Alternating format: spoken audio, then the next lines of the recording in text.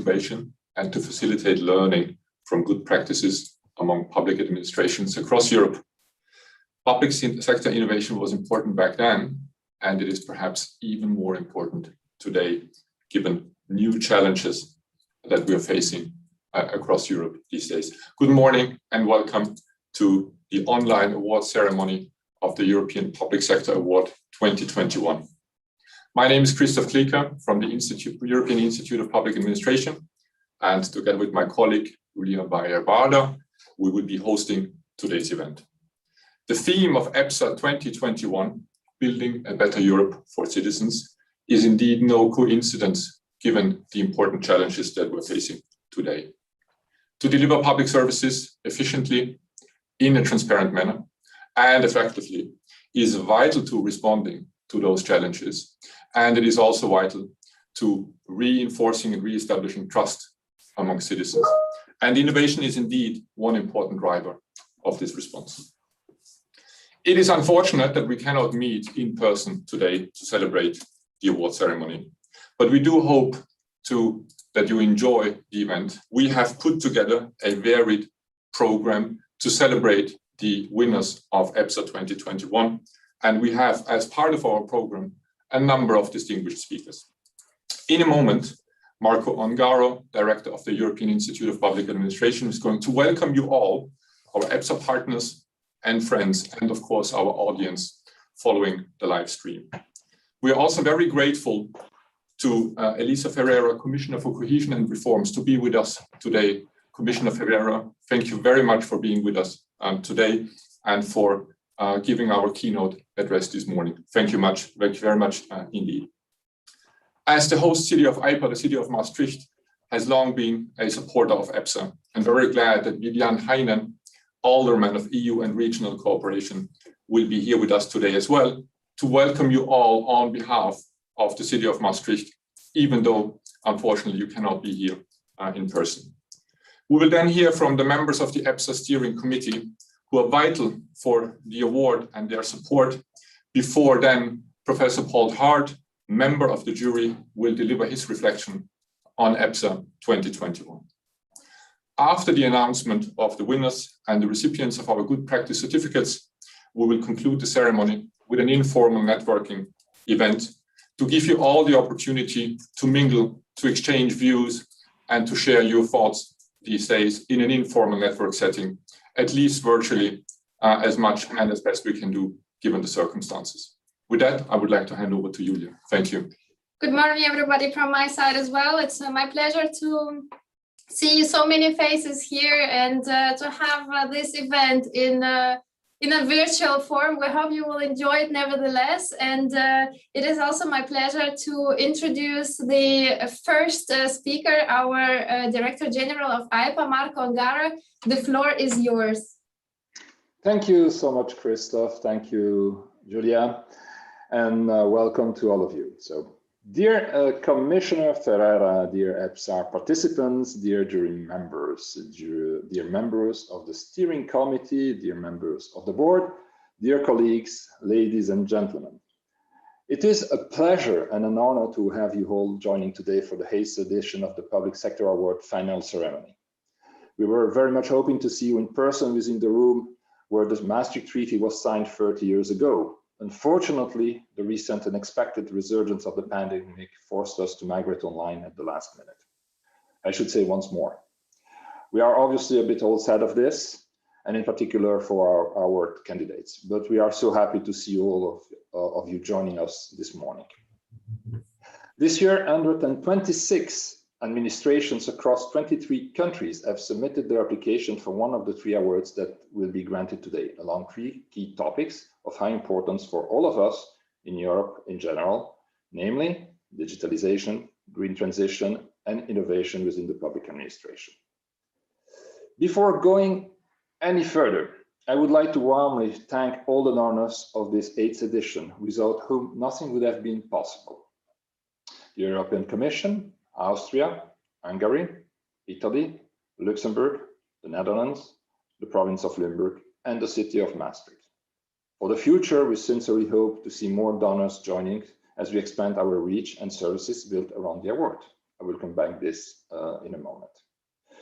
I would like also to thank all our jury members and steering committee members, as well our staff for their commitment and energy, making sure everything went well, in particular during these difficult times. The theme of EPSA 2021, as Christoph indicated, building a better Europe for citizens. The relevance of this theme cannot be overstated. The COVID-19 pandemic, health crisis, goes along with the social and economic crisis. It challenges the way we safeguard public health, or we continue to ensure educating children and young adults, or we conduct business and our everyday life. At the same time, we can look at this as an opportunity. As we are rethinking and reforming our policy making, our business and public administration, the crisis pushed important priorities, perfectly in line with today's topics. While these priorities existed well before the crisis, they will still exist behind it and will be on top of our agendas for months, maybe years. We must act decisively in pushing these and making projects happen. The goal of EPSA has always been and still is to be at the forefront of this reform agenda and to facilitate innovation in public services delivery. As leaders, we often talk the walk. Our participants instead walked the talk. They did it with a lot of common sense, pragmatism and energy, delivering concretely with the organization, small, medium or large pieces of what we all aim doing. We are looking to teams today who executed the plan and delivered concrete results and highlighted good practices that may serve others. Sharing with others is actually the main aim of this award. Let's not forget it. So it is extremely important. Things do not stop today at 1 p.m. when we will say goodbye to each other. Instead, we must leverage the momentum in the coming weeks and months. We must make sure we share the experiences and the good practices in a dynamic way. So EPSA 2021 will continue after today. It will continue with a series of open activities throughout the weeks and months to come. First, we will organize with the European Commission a series of workshops to enhance skills and competencies of public sector officials to develop and implement innovative solutions. Secondly, we will have together with the OECD a high-level conference on the past and future of European public administration for further increased outreach. Thirdly, with the support of the European Commission, we are building a dynamic, searchable online database with application of EPSA 21 and previous editions in order to share knowledge on a very broad base. Further than this, we are exploring ways to integrate these high-quality examples into our trainings and advisory activities, as well as other topics as CAF, the Common Assessor Framework, or the comparative research we are conducting at the moment with the help of Netherlands. Countries are more and more in demand for such activities, for peer learning, good practices sharing, and benchmarking. At the time, we are all working hard in implementing the Resilience Recovery Plan launched by the EU Commission. This is one of the greatest ways to save time and avoid reinventing multiple times the wheel. As 2022 is coming very close to us, and we see we are not yet out of this crisis, we will need a tremendous commitment at all levels of our administration and beyond, and more than ever, solidarity. We need to have our administrations, people who think in terms of adapting, improving things, and have that special mindset when unusual things happen, as our participants have demonstrated. We are moving in that direction. EPA, partnering closely with the European Commission, the OECD, its member states, and in a broader way, the various EU institutions and agencies, is there definitely committed to assist and support the initiatives. I wish you a very good award ceremony. My congratulations to our participants for making it today, and in an anticipatory way to the laureates. I will now hand over to our Master of Ceremony, Christoph Klicka, who will introduce Commissioner for Cohesion and Reform, Elisa Ferreira, who I thank warmly for making the time to be with us today. Thank you for your attention and have a very nice day. Thank you very much, Marco. Before we go back to Christoph, I'll take a bit of a time. And since we are all in this a bit of a virtual space where we don't really have a bit of an opportunity to be together and to feel what it is together, I'd like to do a little warm up with all of you. And I just want to have this common feeling of we are together. For this, you will have to do a little exercise with me together. I'll share my slides with you once again. And on this slide, you see right now, you see a QR code and you see the link. So what I would like you to do is you either check in with your phone and you screen the QR code and you go to the web, or you just type into your browser sli.do, and then you have to enter the code, which is hashtag EPSA 2021.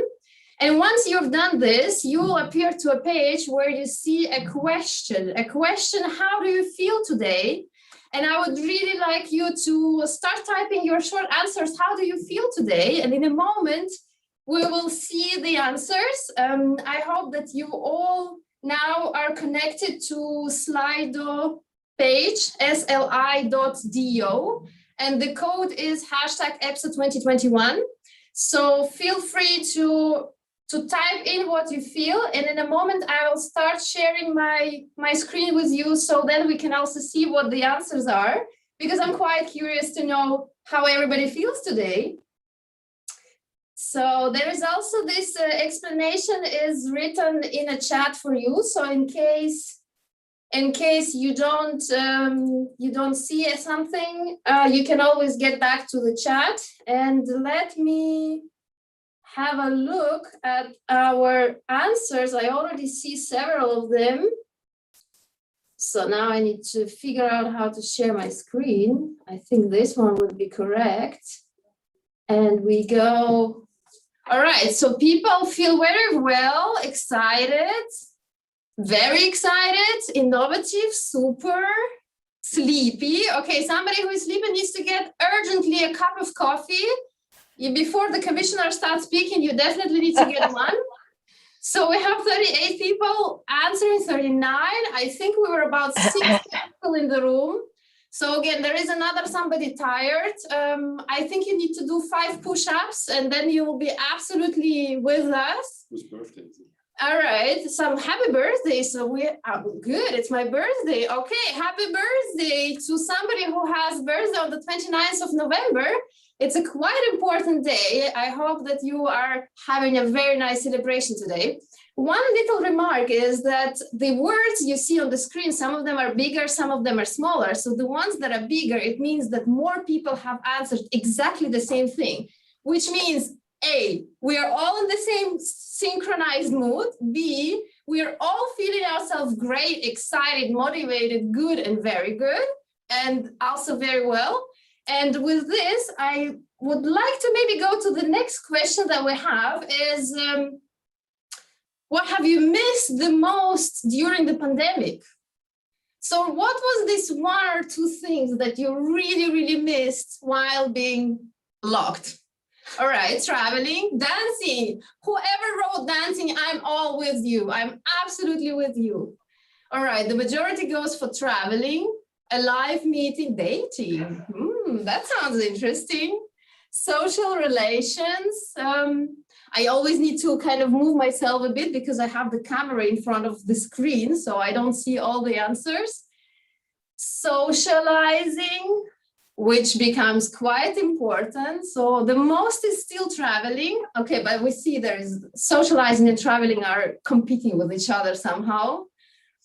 All right, so hacks and social relations. Well, we have all virtual hacks for you. Concert, theater, direct contact, hugs, live meeting, close relations. Oh my God, very, very, I'm all in with you on all those things. And I would like to turn to our last question today, which is, what is the first thing you will do when the pandemic is over? So let's see into the bright future. What will happen? What are you gonna do? Everybody's gonna travel. Travel far away, travel a lot. Okay, everybody close Zoom account. That's quite promising. Okay, cry with relief, travel, hug, family party, restart traveling once again. A huge party. Yeah, we were about to have a huge party in Maastricht, but instead we're having all of you online, which is also great. So I'm happy to see you. With this, thanks a lot for your participation. I will stop here. My one last remark would be for you to don't forget that we're also having this session live on our webpage. So please feel free to share this with all your contacts and with all your friends who are going to be watching us today live. And in case you're going to be tweeting or posting, do not forget to tag us and do not forget to use the hashtag EPSA 2021 so that we can maximize our efforts. And with this, I give back to Christoph. Thank you, Julia. It's very good to see that we're all set up for an online event, an instructive and exciting online event. With that being said, speaking about online events, last Thursday, many of us were participating in the online conference organized by the European Commission on the importance of public administrations for the recovery. And with that being said, I'm very pleased and very grateful to Commissioner Elisa Ferreira for being with us today. We heard from you last Thursday, and it was, at least to me, a very instructive, very interesting and very relevant conference. And with EPSA, we're trying to add a little bit to that jigsaw puzzle of the recovery and the role of public administrations. With that, I would like to hand over and give you the floor. Commissioner Ferreira, thank you very much for being with us this morning. The floor is yours. Thank you. Well, I thank you because it is really a huge and interesting opportunity to participate. I really regret being online, but with all this warming up, I think we all feel that we are less far apart and that we'll be traveling very, very, very soon and meeting each other. In the meantime, I would like to extend my gratitude and my salute to the whole team in the name of the Director General, Marco Ongaro, and all the participants. But now going to the subject and hoping that ones that were feeling sleepy will not really sleep away, because it's it's a bit dense. But anyway, I think in fact this is a big and great occasion, and I have a great pleasure of being with you. These European Public Sector Awards go from strength to strength. In fact, they have been improving and increasing their relevance. They have always been a great place to find inspiration and information, to witness the most modern practices in public administration and to learn from them. But now you are taking it to the next level. And I particularly welcome your initiative in this 7th edition to add follow-up initiatives and activities, including 14 practical workshops, because this comes from theory to delivery. And I believe this will help you reach an even larger audience and keep the conversation alive in the coming months and years. And make no mistake, this is a vital conversation. The pandemic was, as you just mentioned, the pandemic was a clear reminder, and also Director General mentioned it in the initial speech. But the pandemic was really a clear reminder of the key role of public administration, and that as a testimony to its success, public trust in government, and I mentioned it in the conference you just referred to, has over the last 2 years increased in 2/3 of the European Union member states. And I am committed to making the role of public administration more visible and to valorizing and supporting such role, notably at the European level. Only a couple of days ago, you just mentioned that we organized in the Commission a very large conference. It gathered, in fact, more than 1,000 participants, and it was focused on the role of public administration in overcoming current and future challenges. Public administration will play an even bigger role in the recovery, I hope. The digital, green, and innovative economy, it will rely a lot on public goods, from infrastructure to system building, from investment support to education. Over the last 2 years, our technical support instrument, which is managed, as you know, by DG Reform, has been flooded with requests for assistance in the digital and the green sectors from all member states. And in fact, these are the two most requested sectors. This shows both the importance of the topics and the fact that public administrations still need to build capacity in these areas. Let me now say a few words on the challenges and way forward around the three main topics. First one, the digital transition. Here, public administrations face a double challenge. We must take the lead in helping people and businesses to change while making similar changes ourselves. And this was one of the aspects that we addressed in the conference that we both mentioned. Digitalization is not just a matter of doing the same things as before, but now electronically. No, it represents a fundamental change and brings about innovation to how the way we work. We have a golden opportunity to rethink, simplify, streamline all of our working processes, the way we deliver services, the way we collect taxes, the way we manage projects, the way we communicate. This will require new skills, new competencies. Public sector decision-making and management will look very, very different in 10 years' time. You know, the various tools Europe offers for learning and exchange of experience. Digital Europe includes assistance to make public services interoperational. And that is very, very relevant to have the possibility to get across to other systems to help to implement the once only principle so that people using public services do not have to keep entering the same data and other elements of digital transformation. So interoperability saves work and time and effort. The technical support instrument is supporting digital public administration with 162 projects so far. They range from national strategies for artificial intelligence to digitization of administrative processes.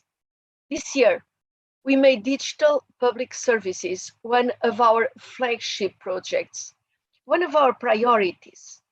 So we have received requests for support from 47 administrations. So it's member states, it's regions, it's municipalities, it's specific boards all across Europe. So there is work to be done. Turning now to a second topic, it's the green transformation. It is clear that public administrations are key catalysts in this field.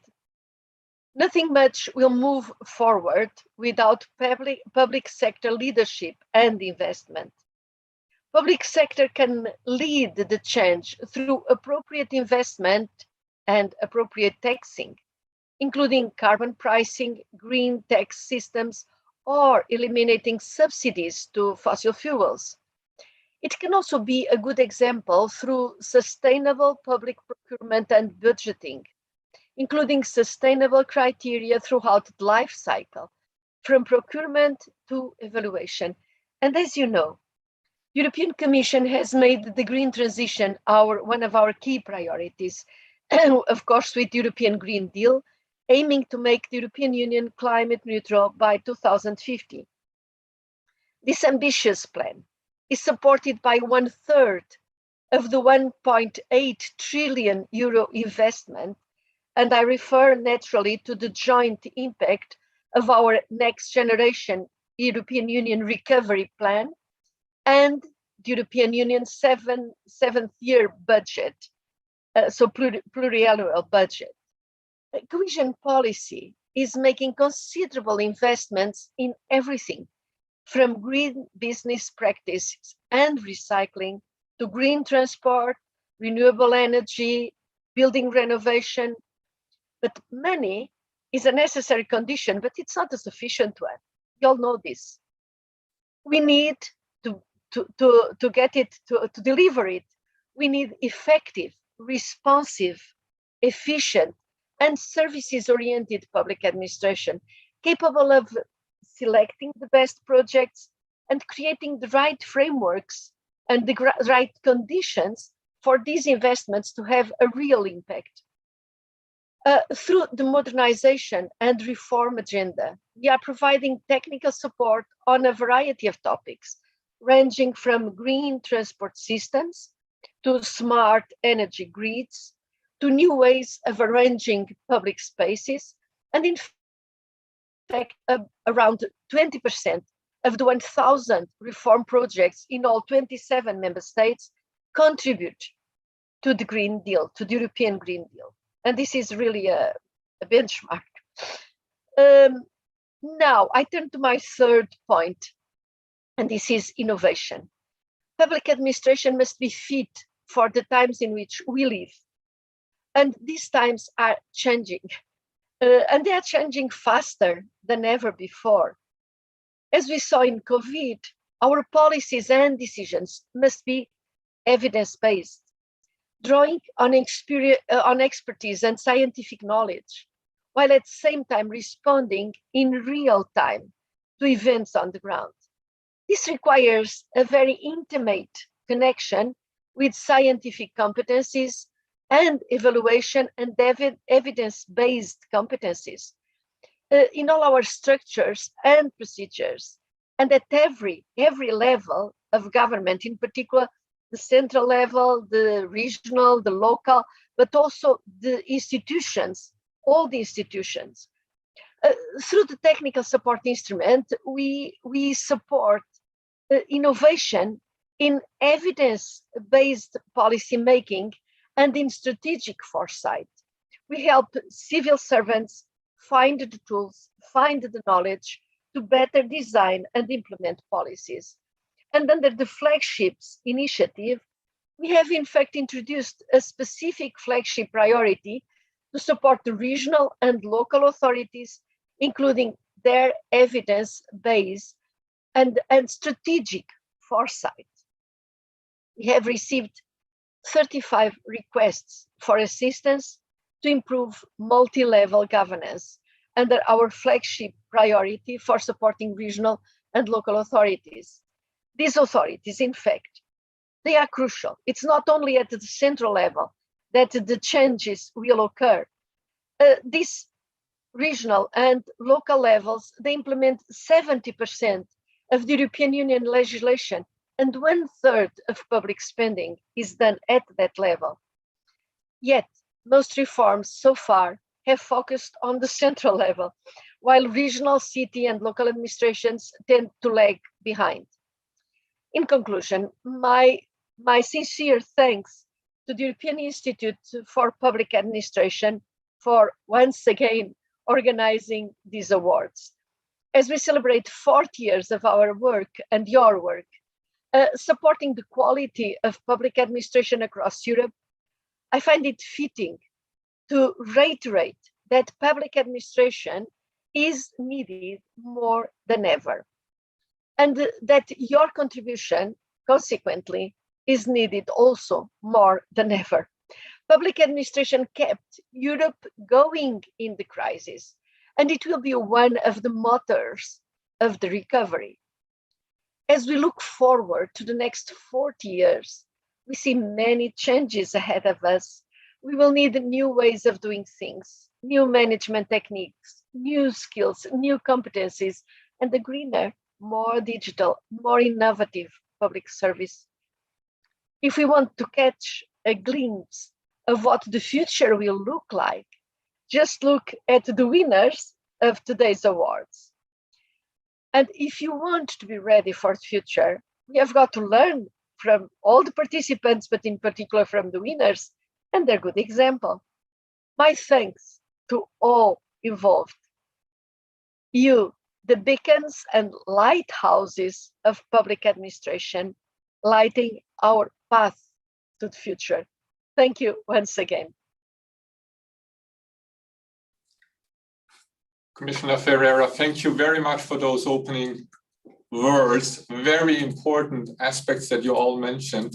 Thank you very much for the kind words and the appreciation for IPA as organizers of EPSA. And we do indeed try to connect to 2 points that you mentioned, to the development of skills and capacities of administrations across Europe, and also, more importantly, in the years to come, to reach out also to citizens and to connect those levels, administrators, public officials, and citizens across Europe. And with that being said, so thank you once more for being with us today to deliver the keynote this morning. Thank you so much. With that being said, let me move on to the next point in our agenda and our program. The Commission is indeed, as we have already heard, crucial and vital as a supporter of the European Public Sector Award, but so are also other financial and institutional partners. And we would like to give the floor to those partners at the national, but also at the regional and the local level, as Commissioner Ferreira also mentioned. So we are very happy indeed to have the city of Maastricht on board for many, many years as one of the supporters of EPSA. And if everything goes well technically, then Viviane Heinen, Alderman for EU and regional cooperation, among other things, should be with us this morning. Viviane, I hope you can all you can see and hear us fine. It's a pleasure to see you. I have you on the screen. So if everything goes well technically, good morning. Good morning. Thank you very much. Good morning. Thank you very much for being with us. And I would give the floor to you right away as the representative of our local partner, the city of Maastricht, to deliver the opening words for our roundtable of institutional and financial partners, the EPSA Steering Committee. And with that being said, and no further ado, the floor is yours, Viviane. Well, thank you very much for this kind introduction, dear participants, and also to the organization and speakers and other attendants. On behalf of the city of Maastricht, I would like to virtually welcome you. Unfortunately, I would like to say to the European Public Sector Awards. And although most of you are not physically present in our beautiful city today, I hope you still feel connected to us. Next year will be the 30th anniversary of the signing of the Maastricht Treaty, and also thus the start of the European Union. And as the birthplace of the EU, we honor this European connection in many ways, from having the most European-oriented university in the Netherlands. A lot of children of EU officials are studying at our university, to also hosting European institutions such as the European Institute of Public Administration. We remain very grateful for the presence of EPA in Maastricht. Yeah, it already dates back before the signing of the Treaty of Maastricht. It actually happened when the first European Council took place in Maastricht in 1981. So we are celebrating your 40th anniversary this year. And the Institute is one of our main links to excellence in Europe, as every year it also reaches out to thousands of civil servants from all over Europe, and it also introduces them to Maastricht, which is very good for us as a city, of course. And there is no doubt that many senior civil servants working in European and national, regional or local public administrations are familiar with Maastricht, as they have been here to attend EPA's seminars and conferences. And it's a pity that you're only here virtually, but we are hoping to welcome you all again soon. Well, fostering knowledge and innovation in the area of public administration fits perfectly within the goals that we also have established as a city in this year's economic vision for 2040. We want to create an environment where innovative institutions can prosper and knowledge sharing is encouraged and facilitated by us as a municipality. And supporting the European Public Sector Award for the 6th consecutive time was a no-brainer for us, especially looking at this year's theme, which is building a better Europe for our citizens. Because public servants have an important task to bring society further, and they should not only execute existing policies. Society is permanently changing, and so are the challenges you are confronted with. be it on a local level or a supranational one, especially in these turbulent times. And the COVID pandemic has worked as a contrast fluid, highlighting all the challenges our society faces within this city, within our country, within Europe, and also within the rest of the world. And we witness social security also threatened by the loss of jobs, by growing digitalization of our work and home life, but also what staying at home means for our environments.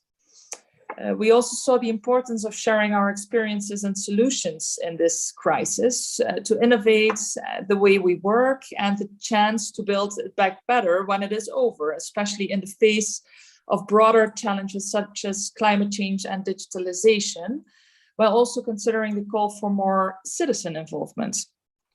And after all, the public sector is there to serve society as a whole. And it finds its legitimation only in the common needs of people living and working together, be it on different scales. And your projects and efforts have been recognized and best practices by the EPSA jury as an outstanding contribution to a better future for every European. And a part of that recognition you are receiving these days, I really hope that this event will also help you to find ways to disseminate your results of your efforts, because in sharing your experiences lies the future of our Europe. Sharing knowledge fosters innovation. And from Maastricht, working together beyond the borders of our city, of our country for that matter, comes naturally because we lie in the Eurasian Meuse Rhine, and the EU beyond that remains strong.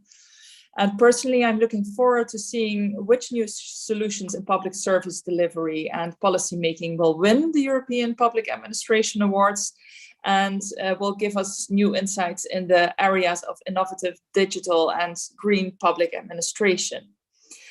We hope to learn from it and collaborate with EIPA and the participants and winners of EPSA, so the innovations of today will become the norm of the future. I would like to thank you for your attention, and I wish you a very good continuation of your event. Thank you so much.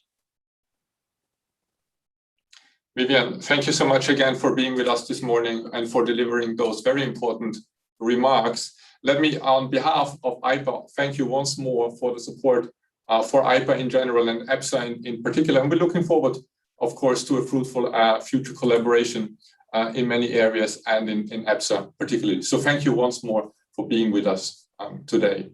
Now, as we said, and as Marco also mentioned in his opening statement, our financial and institutional partners are vital for the support and the success of EPSA.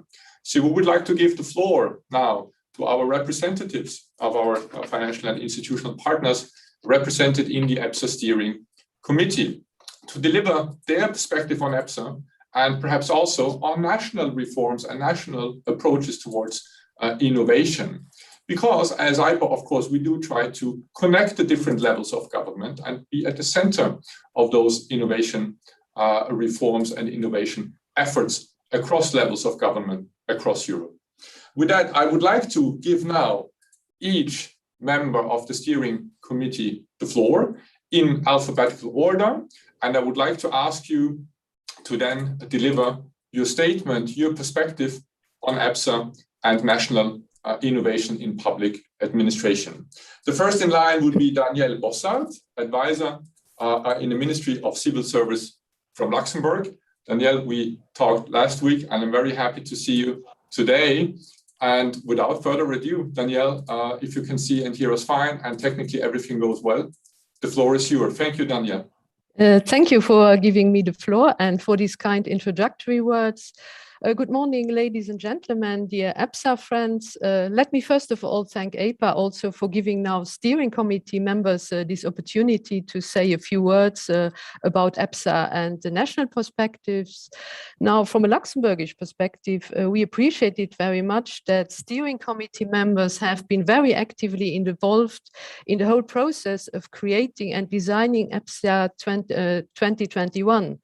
So this co-creative approach has not only ensured co-ownership and commitment and engagement on the national side, but also that the award is responding to the needs and also to the demands of the member states, as well as to the varied national contexts, because national member states are functioning very differently, as do also the public administration, and that it attracts also the most innovative, interesting European cases, which is highly important and which is also at the basis of EPSA's success.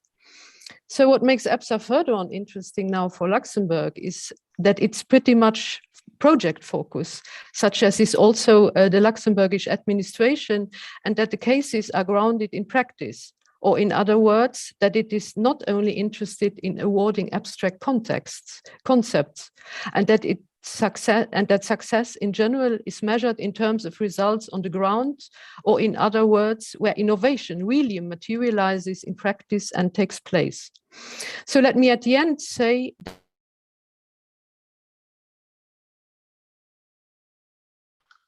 it's muted. I hope that I only have been muted for the last minutes. So let me at the end say also that Luxembourg has, since Luxembourg, very short. Sorry, I heard you, but I didn't understand. And then everything is good. You were muted for a couple of seconds. Okay, so only a couple of seconds. So, okay. So let me at the end then say that since Luxembourg has no own award scheme, EPSA is since 2009, since the beginning of EPSA, we are founding member states, a perfect and unique occasion for the Luxembourg public administration and its organization to bring to the fore its most advanced projects, to test them at the European Forum, but also to be informed about new trends and developments in innovation. So I'm looking very much forward to this event and who will win the prize. Thank you very much for having given me this opportunity. Danielle, thank you. We thank you for being with us here today and for the continuous support by Luxembourg for EPSA and for those important remarks as part of our EPSA Steering Committee Roundtable. Now, next in line from an alphabetical order would be Frans van Dongen, who is Program Manager in the Ministry of the Interior and Kingdom Relations, Directorate of Public Sector Labour Affairs in the Netherlands. We're very happy to have you on board as well, Frans. Good to see you this morning, and the floor is yours. Thank you, Frans. Thank you very much, Christophe, and good morning to everybody. And a big thank you towards the EPSA team for all its efforts, and congratulations to all EPSA candidates who are present here for all their achievements. And as you see, we are not together in the whole of the province, but in the background of me, you see the council hall of the province house of Limburg. Let me first go back to my own experience at the start of this century, when we already organized a couple of extensive award schemes for innovation in the whole public sector. With a massive communication campaign, we invited all organizations in public administration, the police and defense sector, the health and education sector, and all other public organizations to compete for the National Public Innovation Award. And in both cases, we received hundreds of inspiring good practices, which we uploaded and shared publicly with a web-based database. And we even produced the database CDs for people who wanted to consult the database offline in those days. I've still some of these collector's items here. And we had the entire World Forum Congress Center in The Hague at our disposal, with nearly 2,000 visitors to share innovative ways of working. And it caused a very positive flow of innovation energy, resulting, for example, in the dissemination and implementation of many shared innovations elsewhere in the public sector. So this way of working proved to be very successful on a national level, and is still effective in the Netherlands. And the EPSA scheme is without any doubt in the position to have the same kind of function for all European countries. Which brings me to my second point. last year we invested in a survey and a quantitative research project on the innovation developments in the Dutch public administration, including a benchmark with the public administrations in Denmark and the other Nordic countries. This month, we published the results in the National Public Innovation Barometer, and soon it will be published also in English. And it became clear that 86% of the Dutch public organizations had implemented one or more innovations in 2019 and 2020, and quite a lot of public organizations seem to invest in the dissemination of their innovations, about 60% of them. And a lot of public organizations use experiences and successful innovations elsewhere in the Dutch public sector as a source of inspiration, which is good. But unfortunately, and what is a bit worrying too, that is that very few public organizations said that they have been inspired by successful innovations from abroad. Only 5% in the Netherlands, and Denmark even less, 3%. And I guess it won't be much different in other European countries. And that's regrettable because it's my own experience that we can learn a lot by looking for successful, inspiring innovations abroad. And the EPSA cases are an excellent source of inspiration. So I think this shows that we need to make successful examples from abroad more visible and accessible, communicate more about them, and invest in dissemination.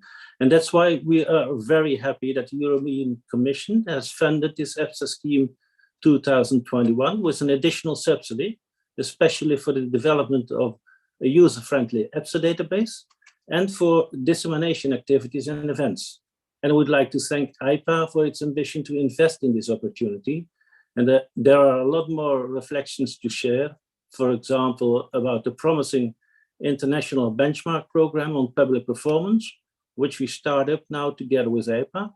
But unfortunately, my time is limited here. So thank you very much for your attention. Thank you, Frans, indeed. As you said, unfortunately, due to the constraints of an event like this, the time is limited here, but I'm sure we will be able to follow up on those points and discussions in various formats. So thank you very much indeed. Next in line in our round table of the EPSA Steering Committee would be Velia Fiki from the Office of the Prime Minister, Department for Public Administration, International Relations of Italy. Velia, good morning. Good to see you. Good morning.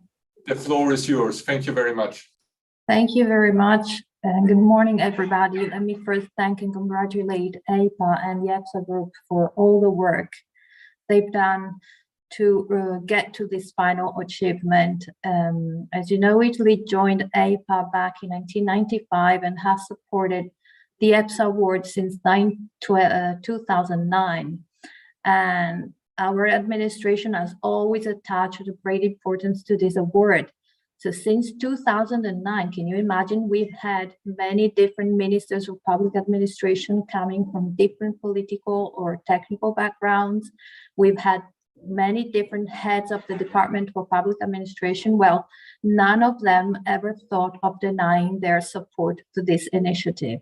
So this means that the spirit of this award is universally shared, because a better public service, an innovative and efficient public administration can be the engine of a country, especially at a time of crisis like the one we've just experienced, and for the future recovery, which we hope will come very soon. And there is some more added value to EPSA, since it not only grants visibility and recognition to the best national and international practices, but also facilitates action learning, networking, and knowledge transfer. In other words, EPSA is a source of inspiration for the achievement of common goals and acknowledges all the positive efforts made by public administrations to be more innovative and efficient. In every edition, EPSA was able to identify the most investigated and discussed topics that are at the heart of the reform of public administration in most EU countries. And needless to say that the themes of this year's edition, innovative, digital and green public administration are fully in line with the vision of the reform agenda our government in Italy is pursuing under the National Recovery and Resilience Plan, Next Generation EU. As a matter of fact, Mission 1 of the plan includes public sector modernization, and Mission 2 is about the green transition, so very much in line. And more specifically, the reform of the Italian public administration relies on a very simple alphabet, A, B, C, D. A for access, B for better administration, C for competencies, and D for digitalization. So Italy will improve administrative capacity building, reinforce recruitment of public employees to attract more young talents, improve training, so skilling and reskilling of public employees, including upgrading their digital skills, and support career development in the public sector. We will also try and enhance simplification and digitalization of the administrative procedures and increase the number of fully digital public services in order to cut bureaucracy and reduce costs and time for the benefits of citizens and businesses. So we very much look forward to learning about the winners, and we congratulate both the winners and all the other administrations that participated in the award. Thanks very much for your attention. Thank you, Delia, and thank you very much for your ongoing and continuous support of EPSA. Thank you very much indeed. Next in line would be Michael Kallinger, Head of Unit for Public Service Innovation in the Austrian Ministry for Arts, Culture, Civil Service and Sport. And if you allow me a personal comment as an Austrian citizen myself, I'm very pleased to see that we have so many applications for EPSA coming from various levels of government in Austria. And I really hope to see more of those coming in the years to come. And I'm very pleased that we can work together on public innovation and innovation in the public sector at the European level. So thank you very much, Michael, for being with us this morning. And please, the floor is yours for your statement. Thank you. Thank you, Christoph. Ladies and gentlemen, good morning from Vienna. My name is Michael Kallinger. I work as Head of Unit in the Austrian Federal Ministry for Arts, Culture, Civil Service and Sport. From an Austrian point of view, the European Public Service Award is one of 3 levels or stages of awards. At the first stage, we have our national Austrian Administration Award, then the European Public Sector Award EPSA, and thirdly, the truly international UNPSA, the United Nations Public Service Award. In principle, we invite public administrations to all 3 competitions very broadly. But for EPSA and UNPSA, we mainly try to motivate those administrations which have already achieved a best practice certificate in the Austrian Innovation Award, in German Österreichischer Verwaltungspreis. You see the web address in the upper right-hand corner of my virtual background. And there you can also find our project database containing more than 600 projects by now, the more recent ones including a short description in English language. Submitting a project to a competition or an award has different effects in our point of view. The organization starts to reflect which innovations it has implemented, how successful these projects have been, and how best to present them.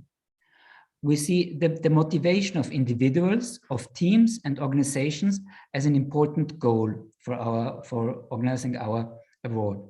We are human. Competition is motivating. Of course, solidarity also is.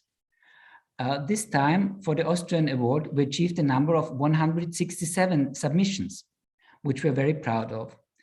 We had the award ceremony in June of this year online, but that went very well also. Like today, it seems to run very well. And our Vice Chancellor, Werner Kogler, spent more than 2 hours to hold the award ceremony from a studio.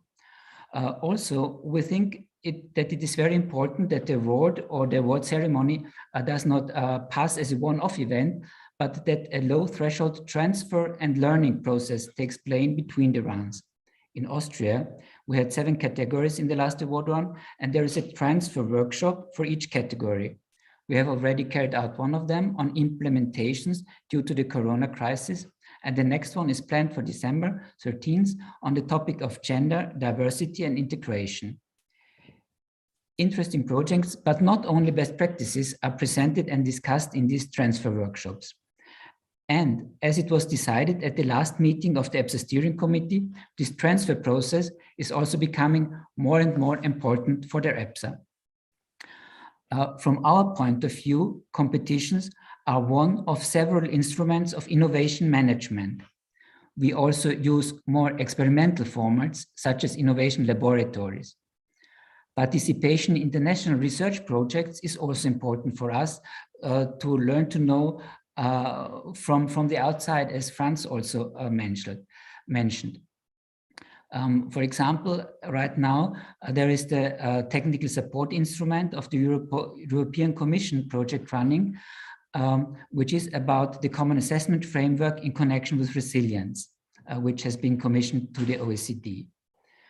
And to conclude, Austria has supported the EPSA since the beginning in the year 2007. Like Velia said, with many governments, many ministers supporting it.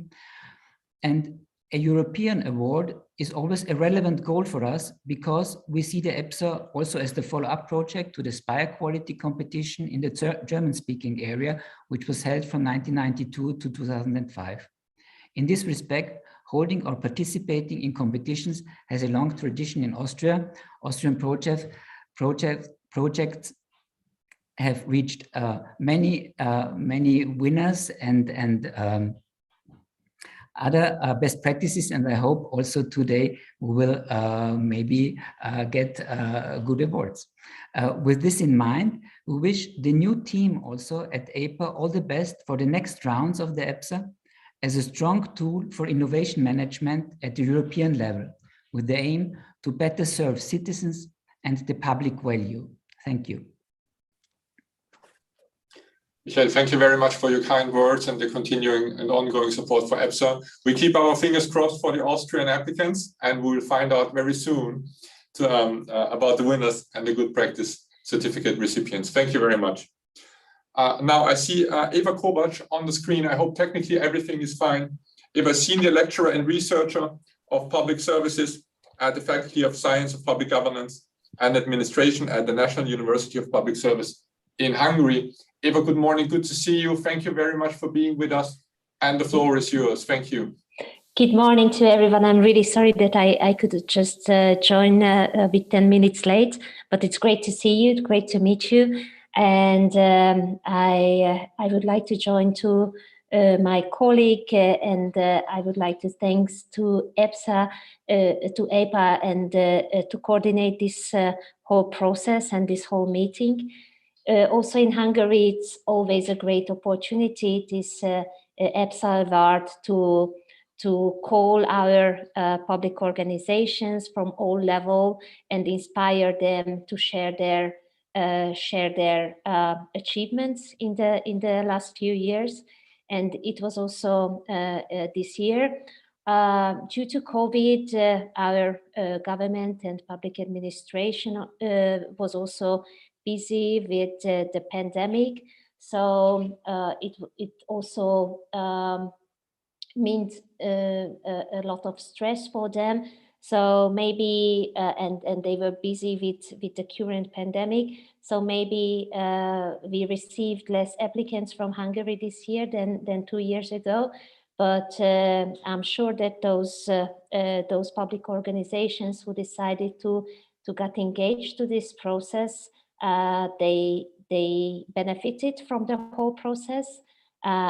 We kept contact with them during the process, and hopefully it was an inspiration for them to further continue their work and introduce innovative solutions in the government, even during this difficult time. So I would like to thank you for the EPA and the whole administrative staff and management staff to support the whole process and brought us through this award process. Eva, thank you very much indeed for your kind words and your ongoing support of EPSA. Thank you very much. In our roundtable, last but not least, we have Alexandra Papatheodorou from the European Commission. We have already heard about the importance of the financial and institutional support of the Commission. And we're pleased to have Alexandra with us today this morning. She's Policy Officer in DG Reform and our main contact point and our interlocutor in the Commission, with whom we work together to implement the project as best as we can. Alexandra, it's a pleasure to see you, and the floor is yours. Thank you very much. Thank you very much, Christoph, for this very kind introduction. It's a pleasure to see everyone. Dear Commissioner Ferreira, dear Director General, distinguished guests, first of all, I would like to start by warmly thanking EPSA for the invitation and for organizing this wonderful ceremony. I think even in a digital format, we can all feel the enthusiasm of the participants and the dedication of the organizers. So great job for everyone. This year's awards, as we know, take place during challenging times. COVID has put a strain on our healthcare systems, our human and financial resources, and has put our public administration to the test. But COVID is not the only challenge. As Commissioner Ferreira mentioned in her keynote speech, public administrations face common challenges. They need to digitize, they need to adapt to climate change, innovate, and provide rapid reactions while communicating effectively with their citizens. And it is true that in order to respond to today's challenges, we need a civil service that is up to the task. It needs to be equipped with new skills and supported by new structures that encourage innovation, interdisciplinary policymaking, and working across silos. Public administration needs to be fit for purpose in the recovery, fit for purpose in a greener and digital future. So I will recognize the progress that has been made in public administration reform over the past 3 decades. Yesterday's reforms cannot prepare us for tomorrow's world. And this is the reason why I think the work of APA and the organization of EPSA is so important. It was very interesting to hear the members of the steering committee speaking about the link between national and European initiatives and the importance of EPSA. When faced with a challenge, it always helps to build on experience and skills already developed in other countries, which may share similar characteristics as ours. In fact, I would go as far as to say that this is somehow a competitive advantage for us as Europeans. We can leverage the rich experience of many different countries and many levels of administration. And EPSA is exactly the place where such an exchange can take place. This is a forum for public administrations to present and recognize excellence, to promote new ideas, and to learn from each other. It is simultaneously a recognition and a motivation mechanism. It offers the opportunity to explore initiatives outside the organizational and national context to stimulate a joint reflection and to share perspectives. But it is also a chance for us at the European Commission to continue the dialogue with our member states, identify priorities and areas of interest for reform, to feel the pulse, if I may say, of ongoing and future reforms in public administration. These year's awards focus on green, digital, and innovative public administrations, and they are fully aligned with the Commission's priorities. I would also like to particularly welcome the initiative of selecting 2 projects for a special recognition for responding to the COVID-19 crisis. As we're still working to adapt in the aftermath of the crisis, it is paramount to listen and learn from each other's experience in responding. But the conversation does not stop here. After the awards, as some of the members of the steering committee have already mentioned, 14 practical hands-on workshops on key issues of public administration will be open for the first time to all participants, while a series of targeted publications will collect best practices to continue the exchange. The backbones of our civil services are the individuals that work for them, with their competencies, their skills, their knowledge, and their experience. And a skilled public administration will not only be able to better engage in strategic foresight and handle crises, but also better implement the national recovery and resilience plans in the aftermath of the crisis. The current situation presents a profound challenge, but also a unique opportunity. An opportunity to reflect on what we want for tomorrow's public administrations. So I know you're all very eager to hear the results of the awards. We already had the wishes for the Austrian projects, so I will stop here. But for closing, I would like to wish you all the best of luck, but also to congratulate you. Because while we only have a limited number of awards, you are all already winners. You're winners for striving to innovate, to evolve, to make your administrations more responsive and resilient, and bring them one step closer to the future. Thank you very much for your attention, and best of luck. Thank you, Alexandra. Thank you very much indeed for those kind and important opening remarks. Now, thanks to the discipline of all our participants in the roundtable, we're actually ahead of time. We're a bit in the schedule. So we have two options. Either we send you off to a coffee break early on, or we can also have a second round. We can give our steering committee members the chance to react, perhaps, if they want to some of the challenges that were identified when it comes to knowledge transfer, dissemination, and also cooperation of different innovation and award schemes at the national, European, and the global level. And perhaps the most important challenge, the challenge of uptake. How can we actually make sure that by knowing of innovation in other contexts, we can actually facilitate learning and the uptake of innovation? So we do have a few minutes left. Should one of our steering committee members want to react to one of those points or any other points, then I think we have the opportunity to do that. So I leave that up to you if you want to make use of that. Otherwise, we would go into the coffee break. And meanwhile, the steering committee members are thinking if they want to contribute or not. I would like also once again to remind you, I am working as a communications manager here. So it's absolutely my duty to remind you that we are also having our online audience. And we are also having the opportunity to share all the insightful thoughts and ideas, and whatever reflections you're having, you can also post them on social media. Do not forget to tag us, please. We would be very grateful for having this all as a one line of a thread under the hashtag EPSA 2021. And I see also that Franz would like to say something, so I'll stop here. Thank you very much for getting a chance to extend my reflections a bit. I would add to the things that I said before that investing and sharing experience about individual innovations and high-performing public organizations is very important, but I think that's not sufficient. High-performing organizations and successful innovations can only function in a proper way within a sectoral policy system and an institutional context that in itself is effective and efficient and appreciated by citizens, enterprises, and other relevant stakeholders. So international learning about best practices on a sectoral level, about successfully policy systems and institutional arrangements is at least as important as learning on an organizational level, and it needs to be combined.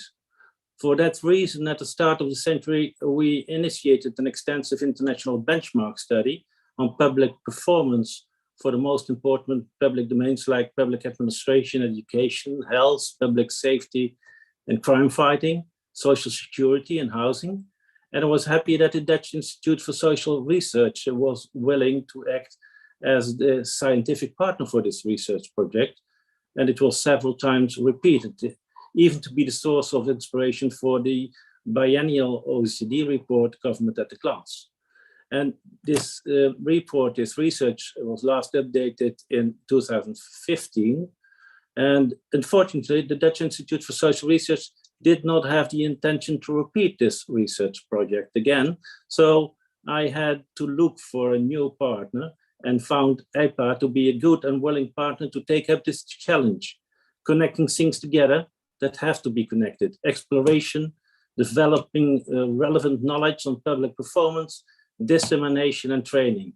And this year, EPA has worked very hard with this to develop a plan for a 4-year international benchmark program on public performance in 35 countries for all major public domains, starting on the 1st of January 2022, including all European countries.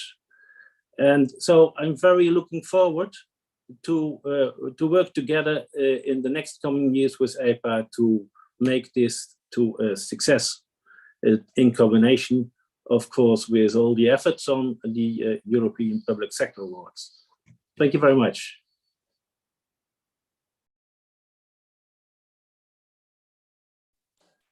Thank you, Franz, for the second round and mentioning the benchmarking study. We are all looking forward to working on those important issues in the future in the context of EPSA and in other fora with all of you together. So thank you very much. We're now perfectly on time. And if you allow, I would now open the coffee break, send you off to a 15 minutes break. Please get some refreshments, maybe stretch your legs. Let's have a quick break, 15 minutes, and please let's reconvene at 11 sharp for our next part of the program, and then eventually, of course, our announcement of the EPSA 2021 winners. Thank you very much. See you in 15 minutes. And for our online audience, we're still staying online, so there will be a little bit of music for you. So keep on the microphones on and enjoy a little bit of jazz.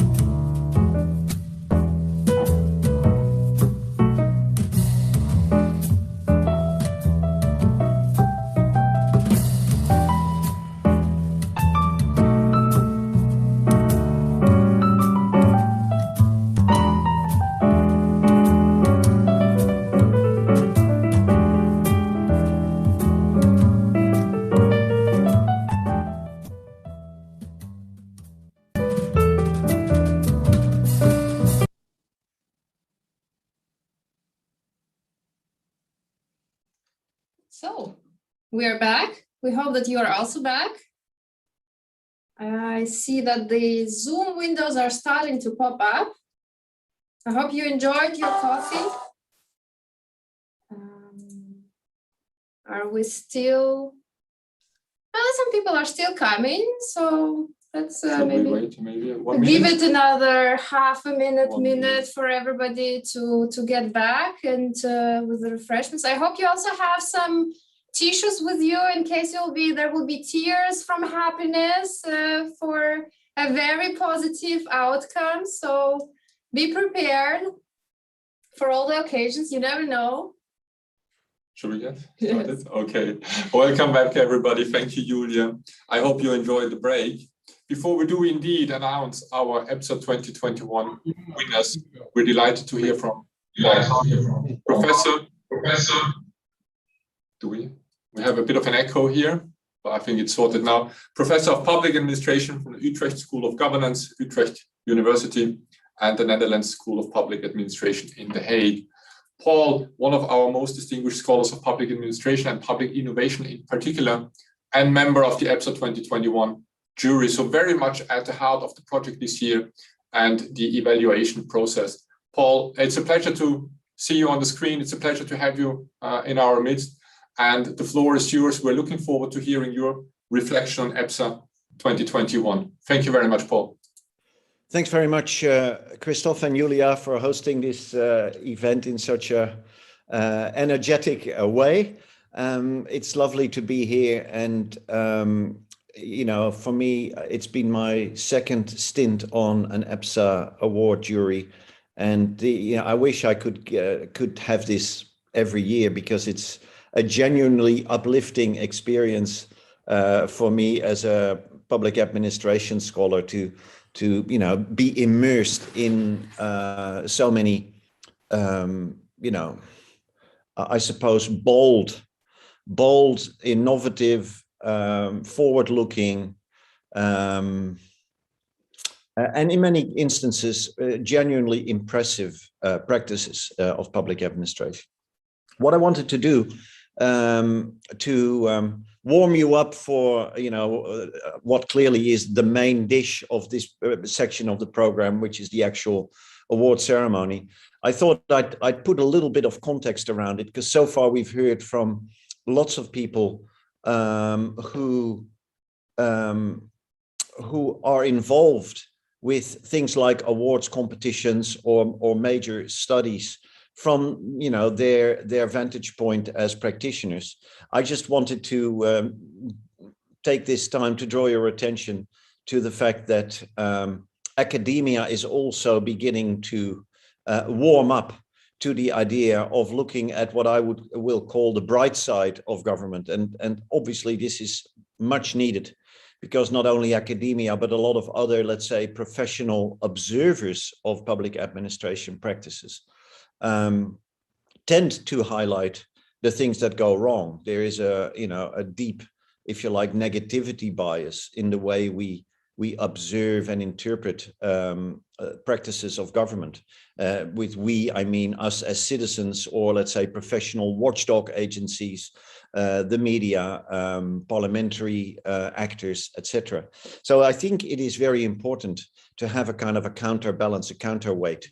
And this message is starting to percolate into academia. So I'll, if you indulge me, I'll share a few slides to set this context a little bit in a little bit greater detail. Let's see. Here we are. So not walk on the wild side, as Lou Reed urged us to do back in the 70s, but walk on the bright side. What might we learn by sort of deliberately resisting, if you like, the negativity bias and almost bordering on you know, the boundaries of naivete and optimism, to look at things that go well. And indeed, as member of the jury this year, you know, this is just a sample of things, of cases that we were asked to evaluate. So if you're from a project that made it into the final series and you don't find your project here, I apologize.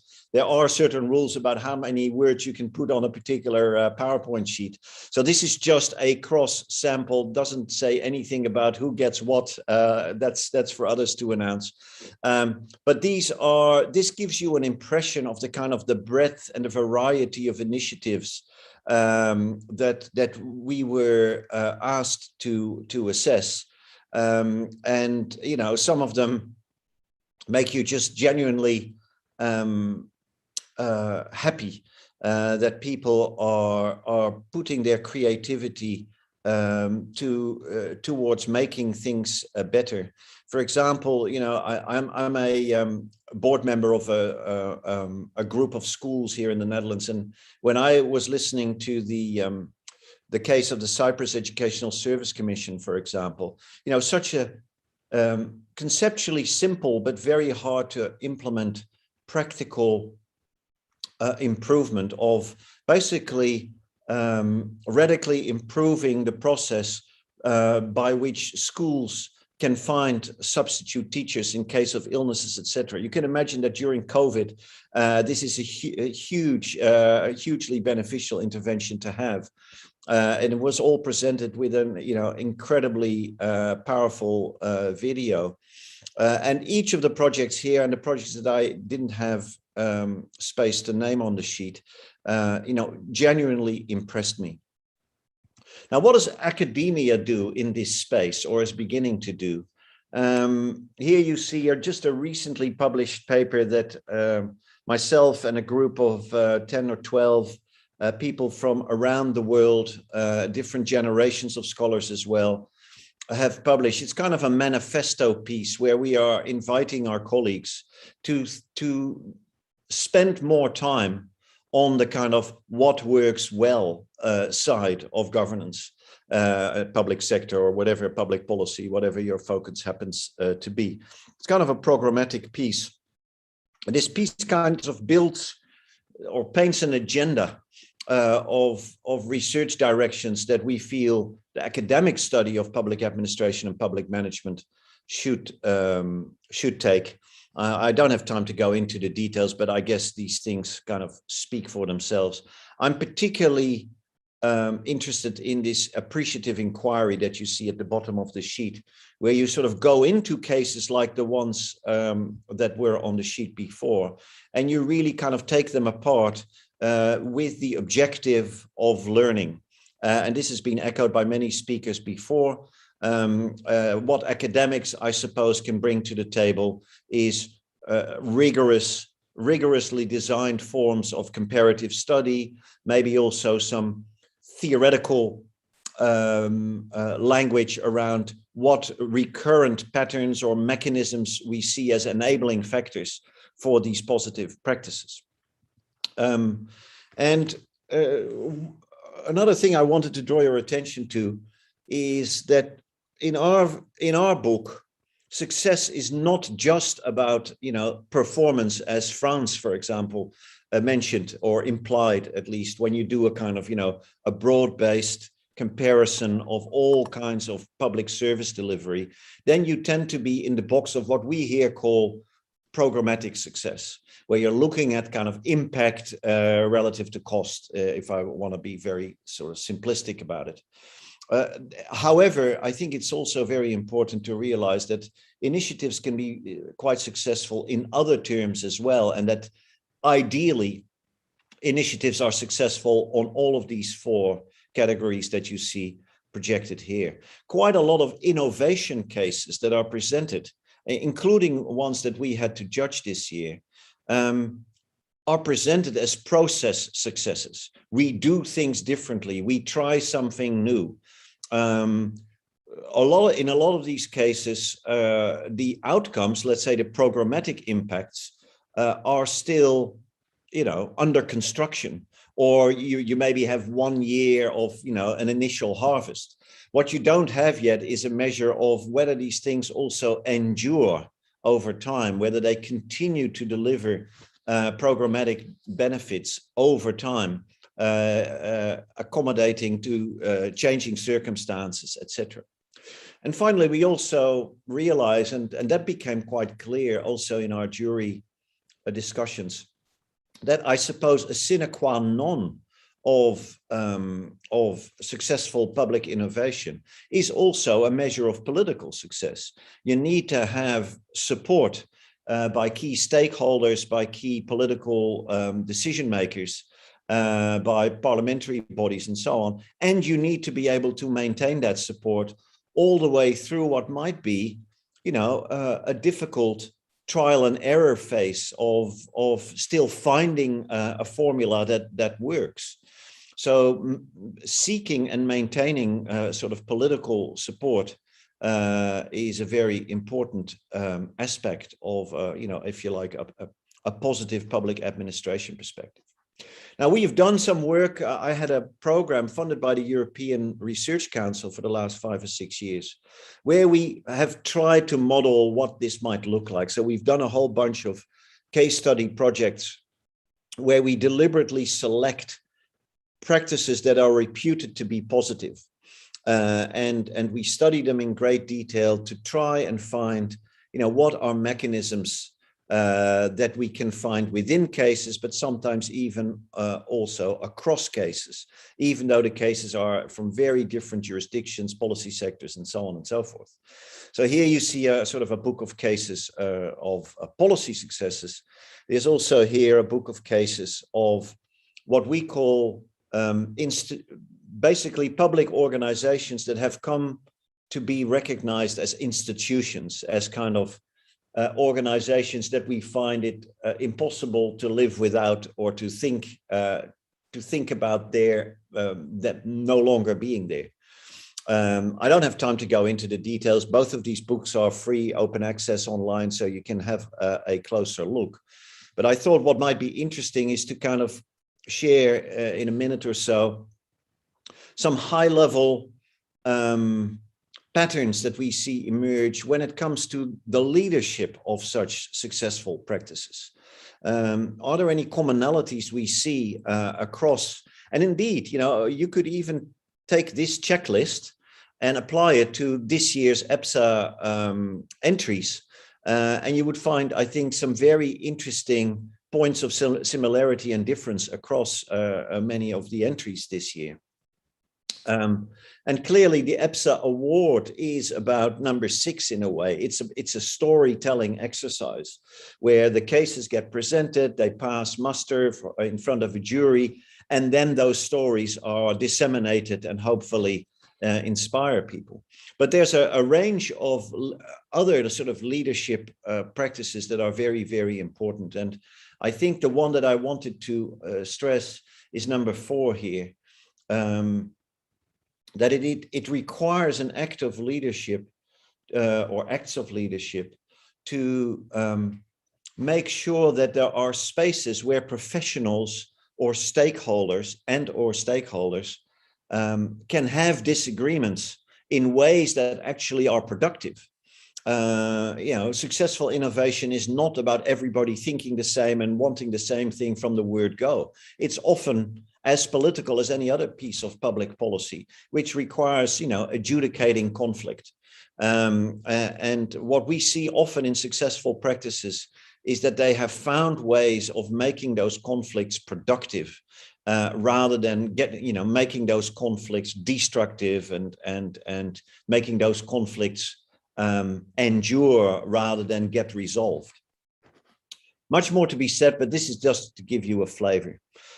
Going back to these wonderful practices that I began with, I think I'd be very interested, and maybe this is something IPA can do as well over time, which is to do a kind of where are they now kind of study of previous prize winners with a view to the question of really to what extent have these innovative practices managed to become institutionalized, to have this kind of positive circle that you see on red, a kind of a virtuous cycle of continuous appreciation, enabling continuous learning, which then enables continued high performance, even in changing circumstances.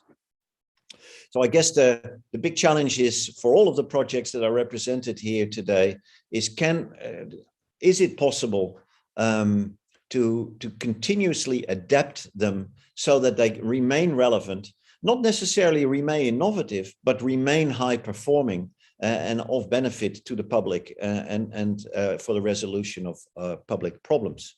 If you want to know more about this kind of positive PA approach and what we've been trying to do and still continue to do, you can go to this website. I'll post my little talk in the chat so people have access to these slides. There's, you know, it's a kind of, as the Germans say, it's a Fundgrube of you know, both research in progress and lots of case studies, etc. So hopefully this gives you a little kind of sign that in academia we are also trying to row against the tide of negativity and the talk of crisis, etc., etc., to leverage and to better understand positive practices. That's where I think I will end my talk, and I'll hand it back to Christoph and Julia. Thank you, Paul. Thank you very much indeed for those words. It's always a pleasure hearing from you and providing a little bit of context to EPSA and the cases that we're dealing with as part of EPSA when it comes to public sector innovation. I think it is true what you said, that your pledge of also marrying a little bit the practitioner's views and the academic view has echoed some of the statements that we have heard before. And I think it's important to do that, to combine those different sectors, to get a full view of what we can do when we want to facilitate and learn about learning in a way, and try to indeed facilitate various ways of public sector innovation. So this is a point well taken. And here at IPA, we are indeed trying to do that, even though it is always, and sometimes perhaps difficult, given the practical circumstances of being in different sectors, of course. But this is a point well taken, and we indeed strive for exactly that. So thank you very much for that, Paul, and provide a little bit of context to our award ceremony, which will be next in line in our program. And for that, I would like to hand over to Julia. Thank you. Thank you very much, Christoph. And yes, the fun part begins. Well, it is quite challenging to have a ceremony online. So we were brainstorming a lot of what we can do. So one of the things is, you see the babies over here, so they are real. They are the ones that we were supposed to give you in hand. Unfortunately, we cannot at this stage, but we will come back to it later. The next thing is we developed a whole scenario with Excel files of, minutes per minute, what's going to happen. So what's going to happen now is I'm going to show you a video summarizing a bit of projects and giving a bit of an insights for everybody what these projects are about. And then we will be announcing the winners. So this will be also part of the video. So there will be a lot of switching into screen sharing, getting back to the audience. Stay tuned, stay online. I hope your internet connection works properly. Christoph said that his heart goes for Austria as an Austrian citizen. I didn't say that. I was very neutral, I think. I didn't say that. My heart goes for Estonia as always. As an Estonian citizen, I cannot not support my country. So let's see who will get what at this stage. So I'm about to share my screen with you. I hope you will see it all. And I hope that also the sound will be fine for the video. So I really hope that you all have a good internet connection. If not, don't worry. We will publish also this video later on, so you will have a chance also to rewatch it in case you had those a bit of interruptions due to technicalities. But fingers crossed that it's good. So you should be able to see it now. And let me put it into the...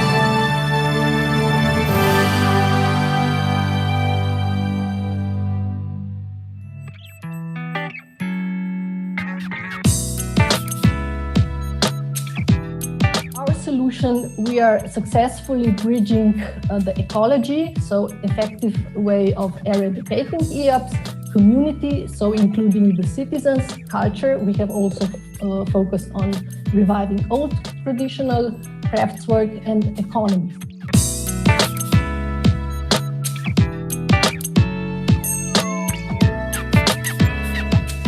Coach with the system, this platform with the data was really incenting local political decision makers to reduce CO2 emissions, as they could base their decisions on data.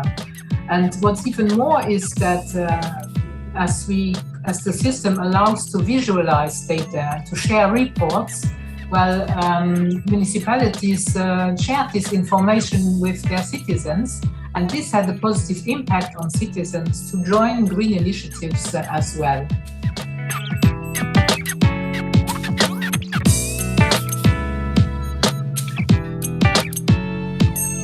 A big economic impact, environmentally speaking, obviously.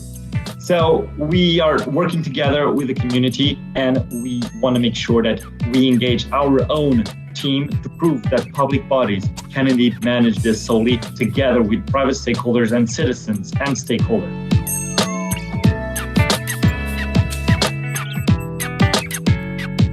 We believe that it is unique because it's an innovative combination of three elements. First is that we prove how it is to improve how to implement the latest technology in sustainable and green public infrastructure, and how to smartly manage its resources to run it. Secondly, to create ergonomic workspaces and modern collaboration space in a highly secure environment. And thirdly, how through the project lead the cultural and behavioral change, which is really important for green public administration services.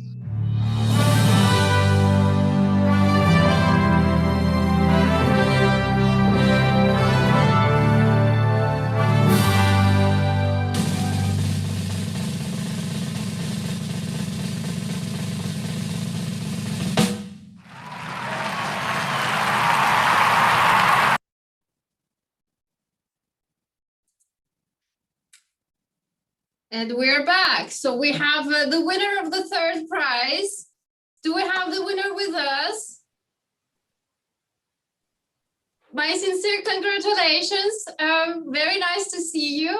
I'm not sure that I can hear you, but yes, I would like to give you the floor and to say maybe a couple of words for how do you feel today? What does it mean for you, this award?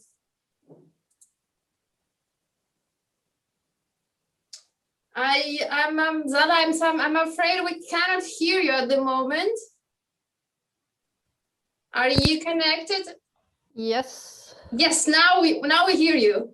Yes, okay. First of all, I would like to thank the organizers, of course, and the jury for giving us the opportunity to present our story. Secondly, I would like to thank our mayor and the whole leadership for encouraging and also supporting us on finding new solutions in city management. Thirdly, I would like to thank my colleagues at the City of Ljubljana and project partners of Urban Innovative Action Project Applause for their dedicated work and 200% effort for implementing the story of EAPS processing. And last but not least, to our citizens and service users for testing our solutions and pushing us to find new, more sustainable and circular solutions for city management. So thank you once again, and welcome to Ljubljana, the most beautiful city in the world. Thank you, Dala, very much. We applaud to your win. It's a bit strange feeling that it's just two of us, Christoph and me, but we are sending you our congratulations, our hugs, and the award will be with you. So now we get back to the video again to see what else is waiting for us there. Let me get back to this once again. I'm not sure here. The video is here. So.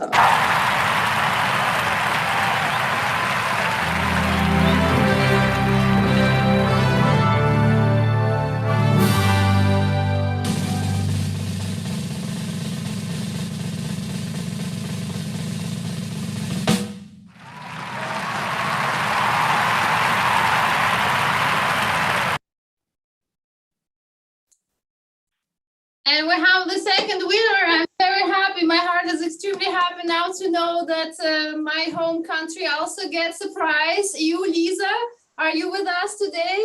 Would you like to say a couple of words? Yes, yeah, we're here. Can you hear us? Yes. Yes, we can. We can hear you. Thank you very much. This time, the awards are time for reflect on all the work done, and then you say thank you to all those who make it possible. So I'd like to take this opportunity to, first of all, take thanks to the EPSA for the excellent work in organizing this competition. I would like to thank the especially our partner here, the city of Tallinn, the Estonian government, the real estate agency, the construction company, the engineers, all the staff of EURISA. In particular, I guess here we have 2 staff members who did an excellent work, Alar and Mattia, in preparing all this work. So thank you to you for all this excellent work. And we are really happy for this award. We really think that this the project Smart Infrastructure for Public Administration is an innovative combination of sustainable green infrastructure, ergonomic working condition, and modern collaboration space. And we think this is a benchmark, an example that we want to export, and we wish to export to other organizations, EU and state organizations. We are grateful for the award, but this is just the beginning. So we want to keep working on this, especially to set new ambition goals. We want to continue to explore, introduce new technology and material for greener public administration in Europe. And with EPA, we would like to create a common EU knowledge database, a platform to be used to share experience, to learn from each other, to introduce new technology, and to set the benchmark for the future. So this is our ambition, and we are really happy that we are here today with you to celebrate this and to look forward for the future. Thank you again. Thank you very much. Also from our side, applause to you and tervitused Tallinnasse. So greetings to Tallinn. I was happy to see you. And now we have 1 prize left for this category green. So the first prize, we will get back to our video. Just a second. So who will get the first prize?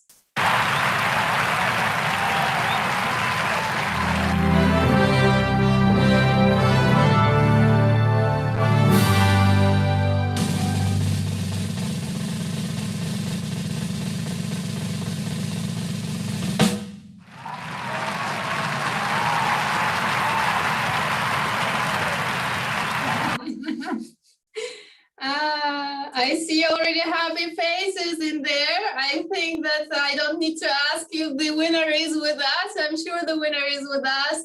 That was a very nice emotion to hear. I give the floor to you. Yes, hello. Yeah, just to tell you that we are very happy. And I would like to thank you all on behalf of SIGI and also our partner, My Energy, the national agency for the promotion of the transition to sustainable energy. Well, we would like to thank you, EPSA and the EPA, for having granted us the opportunity to participate in this exciting project. We are also, as I said, extremely honored that the jury did select the EnerCoach project as the winner of the Green Public Administration Award. I mean, the Energy Coach is an accounting platform and an energy accounting platform, and it was designed to measure and monitor the energy consumption of public buildings in the municipalities of Luxembourg.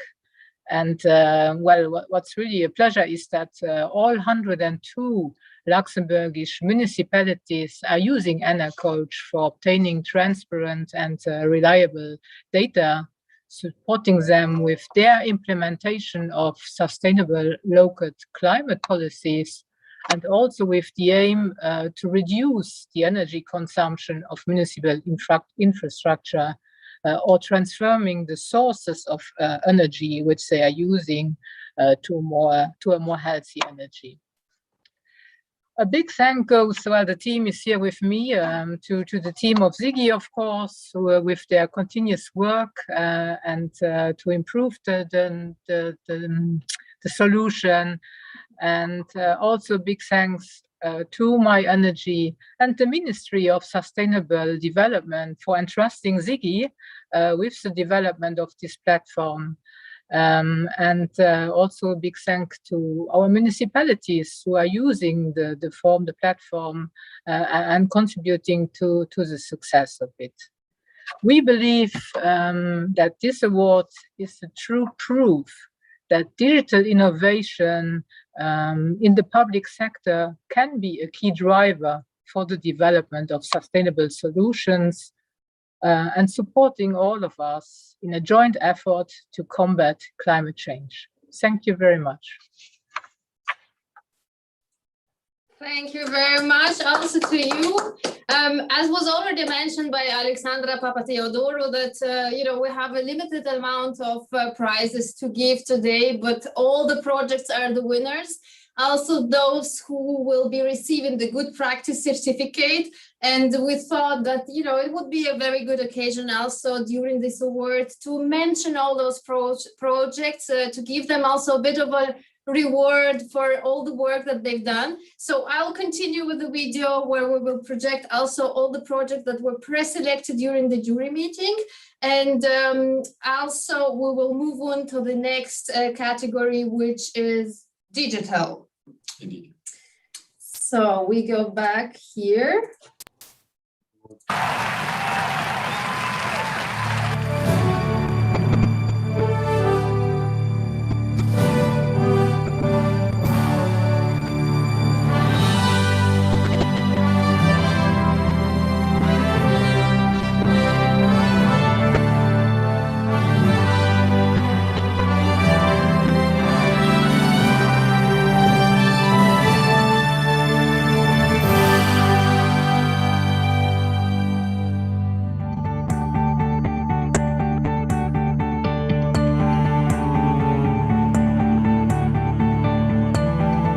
We already have a suite of applications we can interconnect to each other and which share information. For example, Eurolex publishes a directive, will be automatically connected to Casemet, which then will be automatically connected to Lege Europe, which is the transposition of directives. If there is a need of a law to be published to transpose something, there will be an automatic connection to Lege Pro, which is draft legislation, and so on. And we also publish all that information on Lege Lux, which is on the far left below, where you can see all the information published. So this is really interconnected information. We put it in once, and then it's open to all the applications, and would it be vocabulary, ontologies, etc.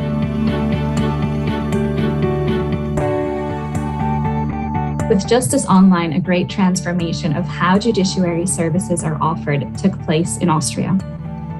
Since its launch in November 2020, citizens, for the very first time, have online access to their proceedings and case files, to company and land register services, and all their interactions and information can be made around the clock from anywhere. This way, they're able to save time and money while using the services of the judiciary.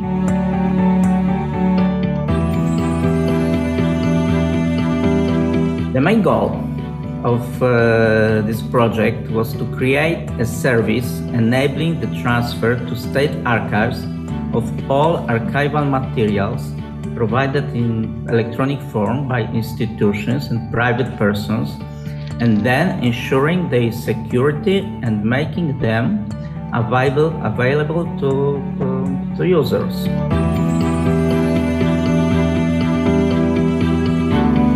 We really have an open atmosphere where people can come to the city administration and they really get help to put their dreams in public space into reality. So we can really see now that the city administration and the citizens are working together to make the city a better place to live. And we also have an online platform, by the way, where people can find information about uses of public space and where they can immediately file an online application.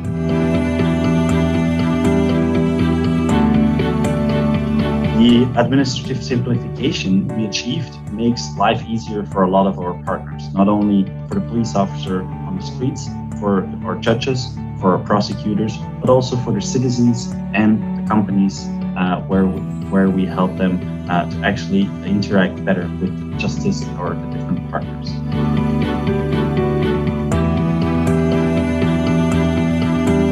Castile has occupied the first position in the national ranking of transparency about COVID. We managed to publish information that has not been published in any other Spanish administration, not even by the national government, such as the minutes of decision-making during the pandemic.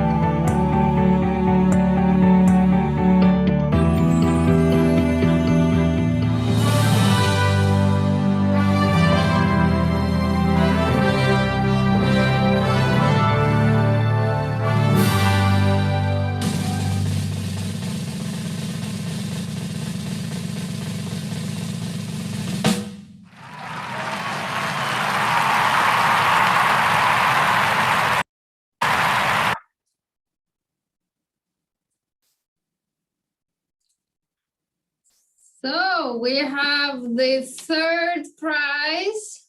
Do we have the winner with us? Hello, welcome, congratulations. Hello.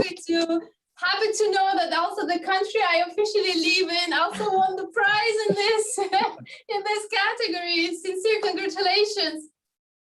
Thank you very much. We can always invite you for dinner before you leave Belgium. Thank you very much. It is recorded, you know this, right? So I have a track record of this invitation. I'll get back to you. Thank you.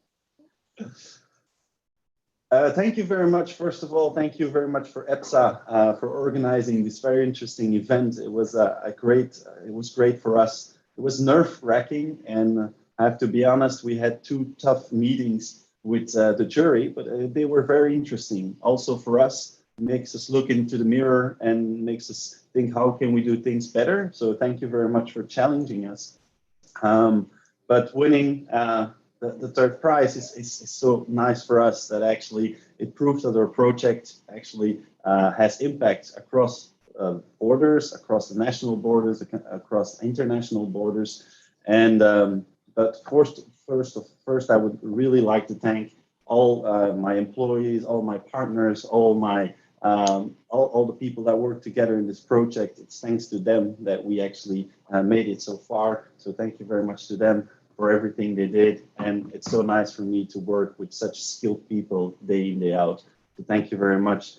And it's going to make us stronger to actually continue working on this kind of projects and hoping to achieve even more of our goals and working together with our local, regional, national, or international partners.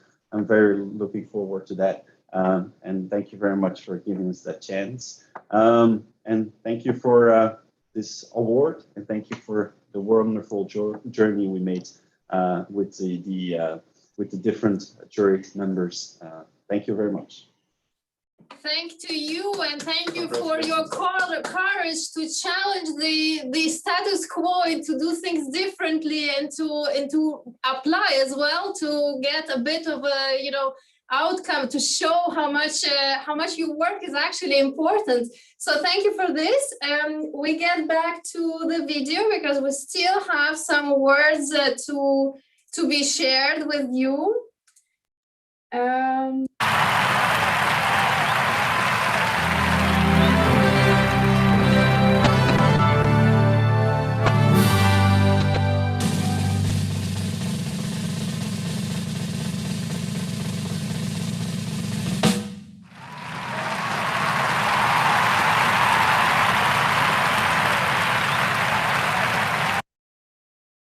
And we have the second winner. Do we have the second winner with us? Yes, if you can hear me. Hello from Vienna. Hello, congratulations. How are you? Thank you. Excited and now very satisfied and gratifying. Congratulations. Thank you very much. I would like to start by quoting my grandmother, who said whenever she was watching downhill skiing competitions, to me, everyone participating is a hero. And I think this also kind of applies to this year's competition, but getting a prize, of course, is just the cherry on top. And therefore, I would like to express my gratitude to the members of the jury and everyone involved in the really thorough process of evaluation, ending with such a gratifying result.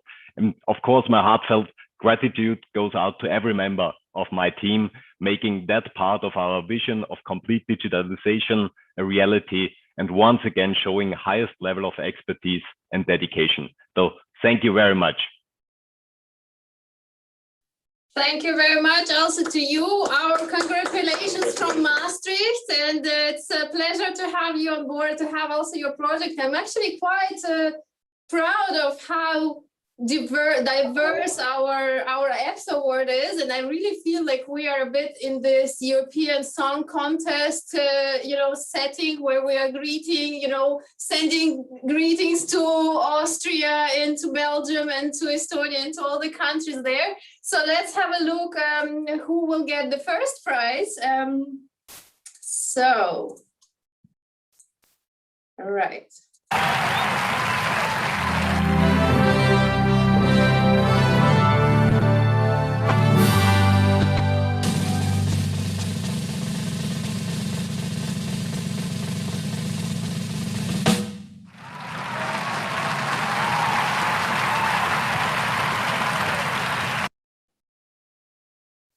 And the first prize goes again to Vienna.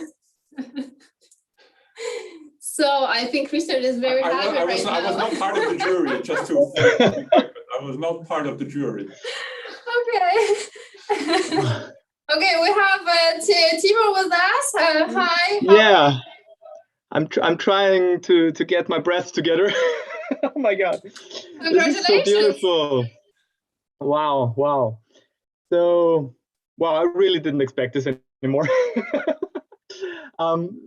Yeah, first of all, a big thank you for having us, for recognizing our effort, our project, and for considering it for this award.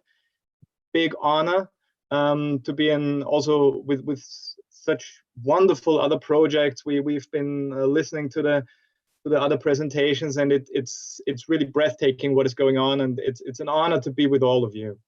Well, our thanks goes out to our team, to those dozens and hundreds of colleagues we have who put years of effort in it, and this is the prize for them, and we will hand it over to them. And this is such a big thing, and a big thank you for recognizing their work.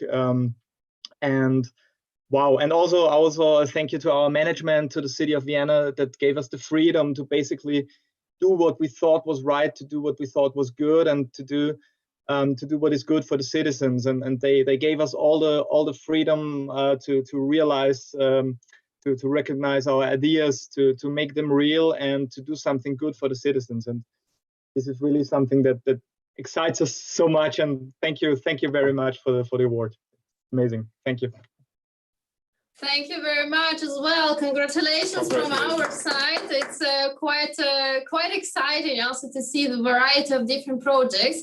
Once again, quoting what was said before, we will have a limited amount of winners, but we have all of the projects as winnings. And also, as was already mentioned by Alexandra, once again, this year there has been a decision made to reward or award as well two projects that have a special recognition because of their activities connected to the COVID-19. So there is still one little piece of the video to be shown in this category before we move on to the next category. So it's again for me the game to start my screen and show you the video.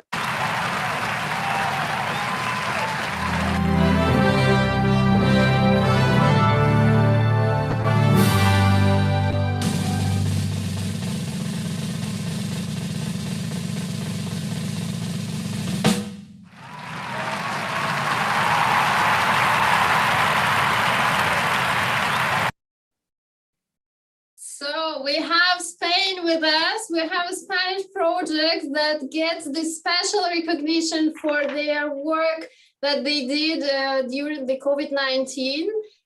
Do we have the colleagues with us right now? Yes, we are here, yes.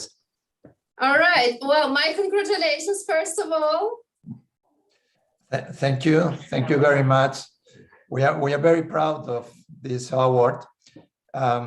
In our regional Ministry of Transparency, we are trying hard to move to a new model of management of the public service based on transparency, based on accountability. And this coronavirus disease, we have suffered a lot, but we have achieved one thing at least. Now the citizens are aware of the importance of the clearly collected data in health issues. And this is very important for us in transparency. But let me introduce you, our equipe, because they are the magicians of this project. Here are Antonio Ibanez and Ana Menendez. He wants to thank for the award also.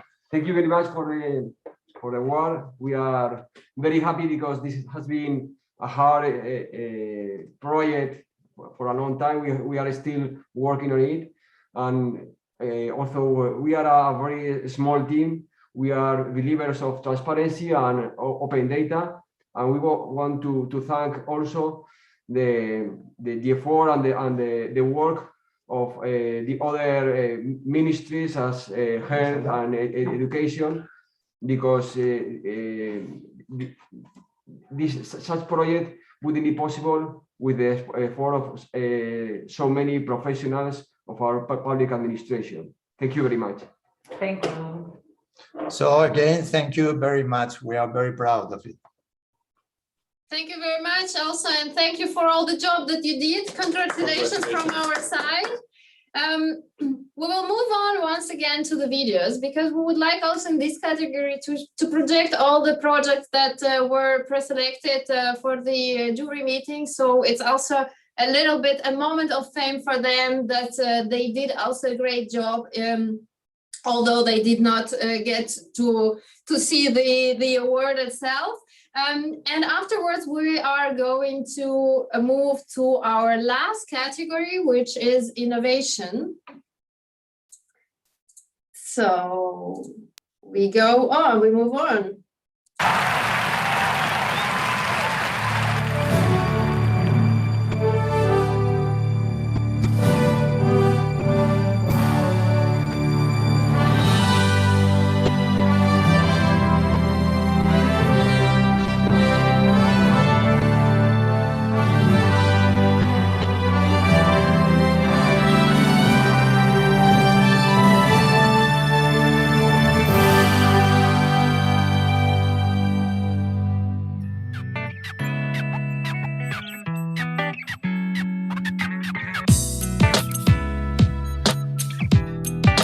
By shifting with the radical changes, as you can see, we turned from a punitive system into a more humane and modern system. We are very proud of our educational system, as we have 3/4 of our inmates that are attending our 8 schools that we have established the last 6.5 years.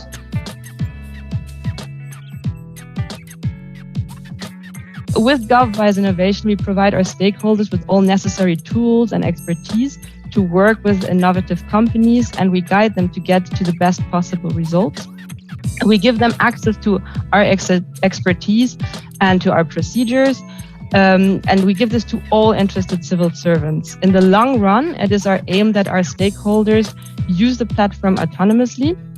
And this is why we use agile procedures and templates to help tackle all these recurrent obstacles that are normally in the way.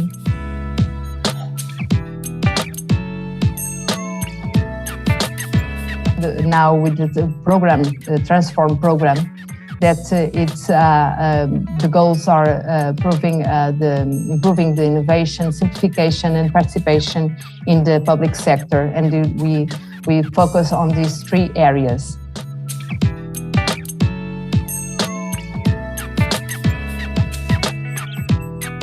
this project is about the recovery intervention that we made during the pandemic with the children diagnosed with neuropsychic dysfunction disability. This means autism, ADHD, and other related diagnoses. Given this diagnosis, it was really important for us to continue the treatment from the day center online with the parents due to the need of developing or maintaining, at least maintaining what we accomplished till the pandemic period, and why not to make them better in meaning of evolution of their diagnosis.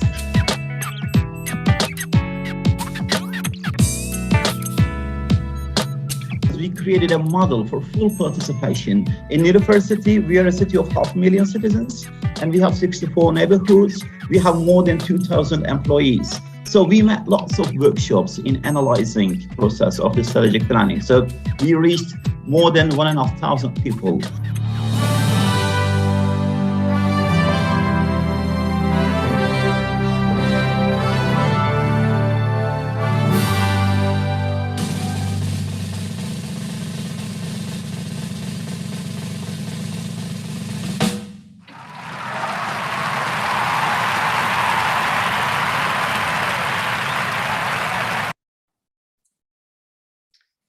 So we have the winner. We have the winning project with us. Yes, hello. Hello, Hello from Belgium. congratulations once again. Belgium won. I'm happy to hear this. Thank you very much, and thank you, EPA and the jury for this great recognition. For us, the key of this success is we think the organizational form of an innovation lab where entrepreneurship, accountability, and autonomy is permitted thanks to the support of our mother organization and the public sector.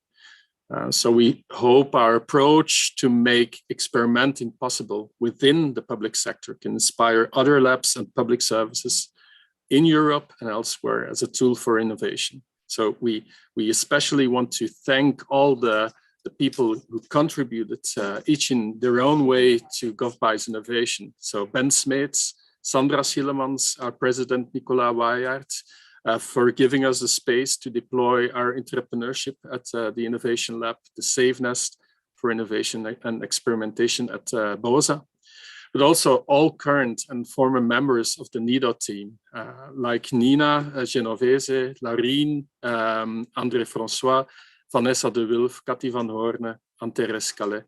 But also Bram Lauwers. At the beginning, he was the handyman, just making our pilot in WordPress as a pilot, yeah. But also other services like the Chancery for sharing their resources and making collaboration happen with a design office, Naman and Tom Wolfs. But also the brave first challengers on our platform, the people from the urgency number 112, internal affairs, also Liliane Vrijen of PersoPoint here at Bossard and her team. The brave companies who participated in the first challenges, especially ML2Grow, Noost, Roborana, and TechWolf. And just to tell you that GovBy's innovation is a pilot. We especially, Carlos and Sven, are currently working on a more mature marketplace, which will be created before summer 2020. And we're eager to show you afterwards how this new mature platform will be, and hopefully it can be shared with all our European partners. Thank you for this recognition. Thank you very much, and thank you for being with us today. I really think that there is a lot to celebrate today, and I think a lot of Prosecco bottles will be opened after this event, after we're done. But we still have some awards to mention. So we still have the first prize to announce in this category. I'm happy to share my screen with you and to continue with the video.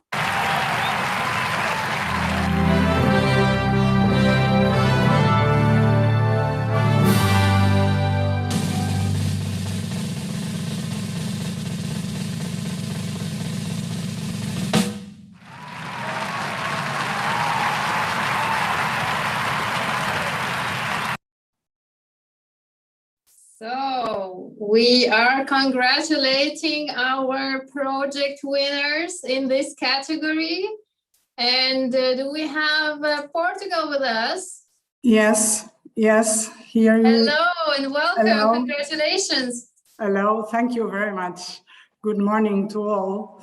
And good morning, dear colleagues from EPA, from the UA Public Administration, and all PF stakeholders and interested parties that are here today with us.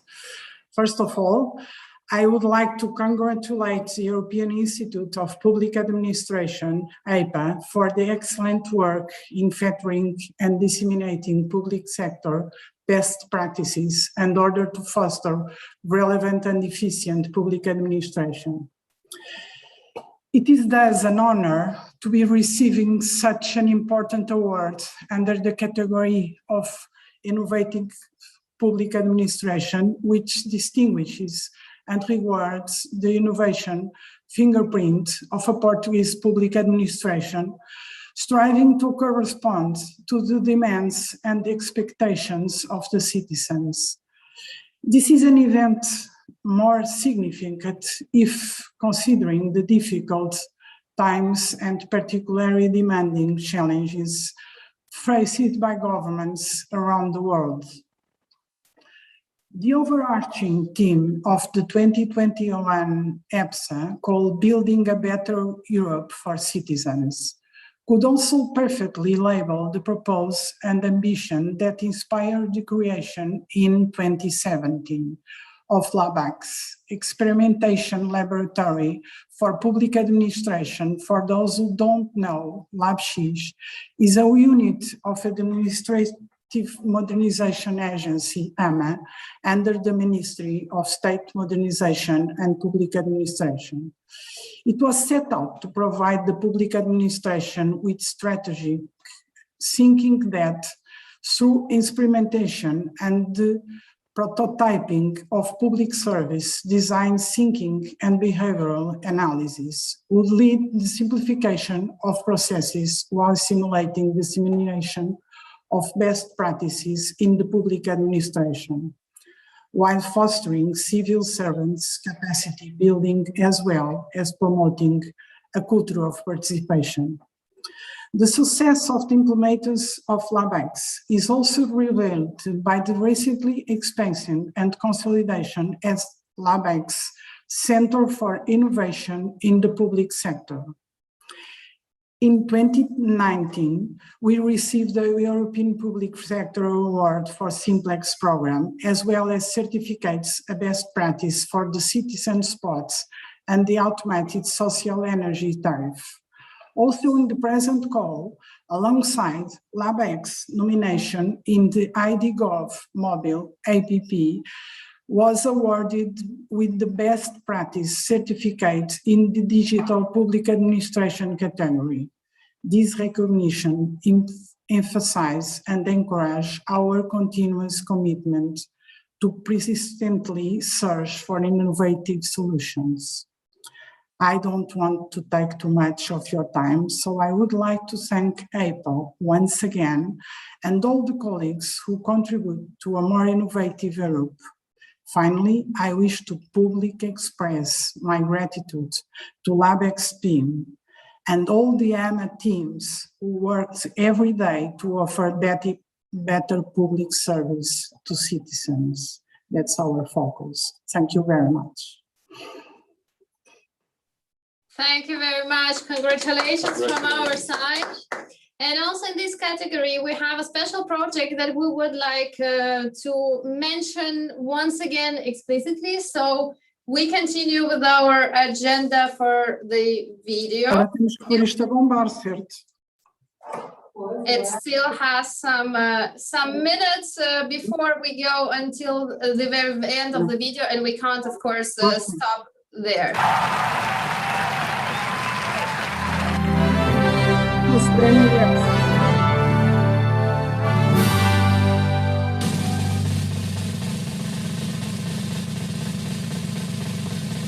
Que o LabX ganhou o prêmio EPSA.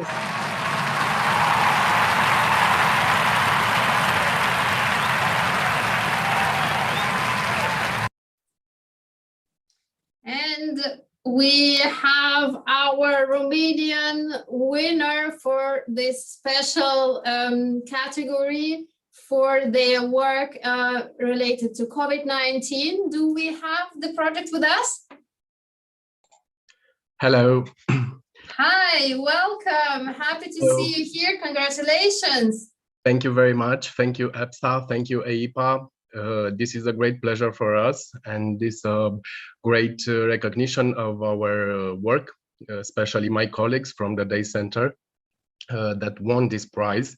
We thank you very much. This was a very hard time for children especially, and most for those who have the disabilities. This award is a recognition of our hard work, and we thank you very much for for all this journey till today, and we appreciate it, and we promise to make it better and to, I don't know, to keep up the good work and continue doing all the best for the kids.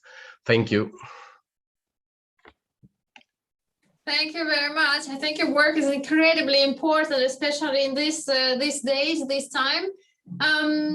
Well, before we officially conclude and invite you for a networking part of this event, I still have some 1 minute of time for video to be shown, and that's where I would also use my opportunity to do so, and to kind of mention all the projects in this category that have been awarded the good certificate, or the good practice certificate to be correct. So bear with me, it's less than a minute left for you for the video.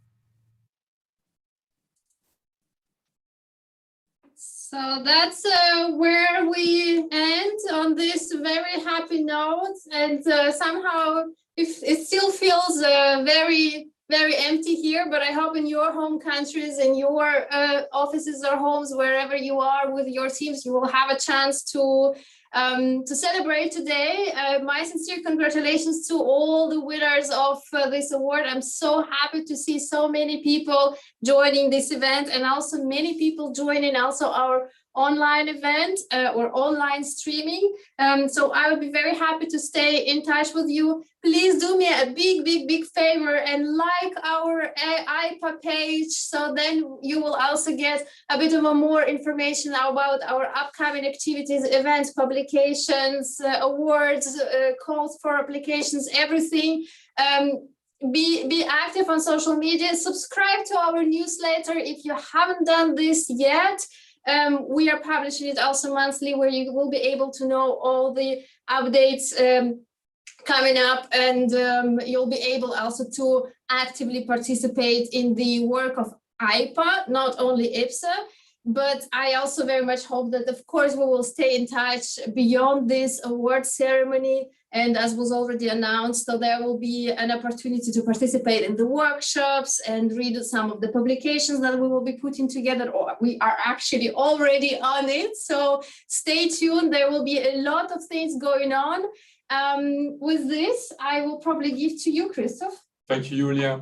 Indeed, we're going to end the stream momentarily. So let me just also say goodbye and thank you to all the viewers and the audience following the stream. This was the European Public Sector Award 2021. As many of our distinguished speakers have already mentioned during the ceremony this morning, all the applications, all the projects that we have received and the jury has evaluated in a thorough process of evaluation were indeed winners. It was very inspiring to see what has happening in various contexts in public administration, in the public sector across Europe. It was indeed and very truly inspiring and instructive to see how the jury was wrestling with their decision. It was very hard to select actually the winners and to award them specifically. But so thank you to all who have participated in the event. You truly were all winners. For those who will be leaving us when we end the stream, we wish you all the best.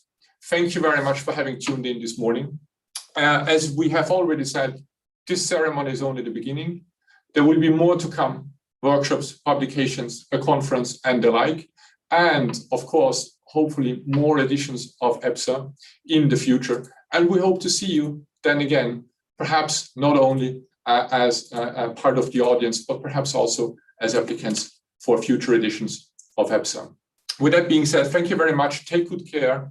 All the best from wherever you are following us, and goodbye from us and from Maastricht. And with that, I think we can end the stream. Yes, but for everybody, just not to be confusing, don't forget that the audience on Zoom stays. We're ending the stream here.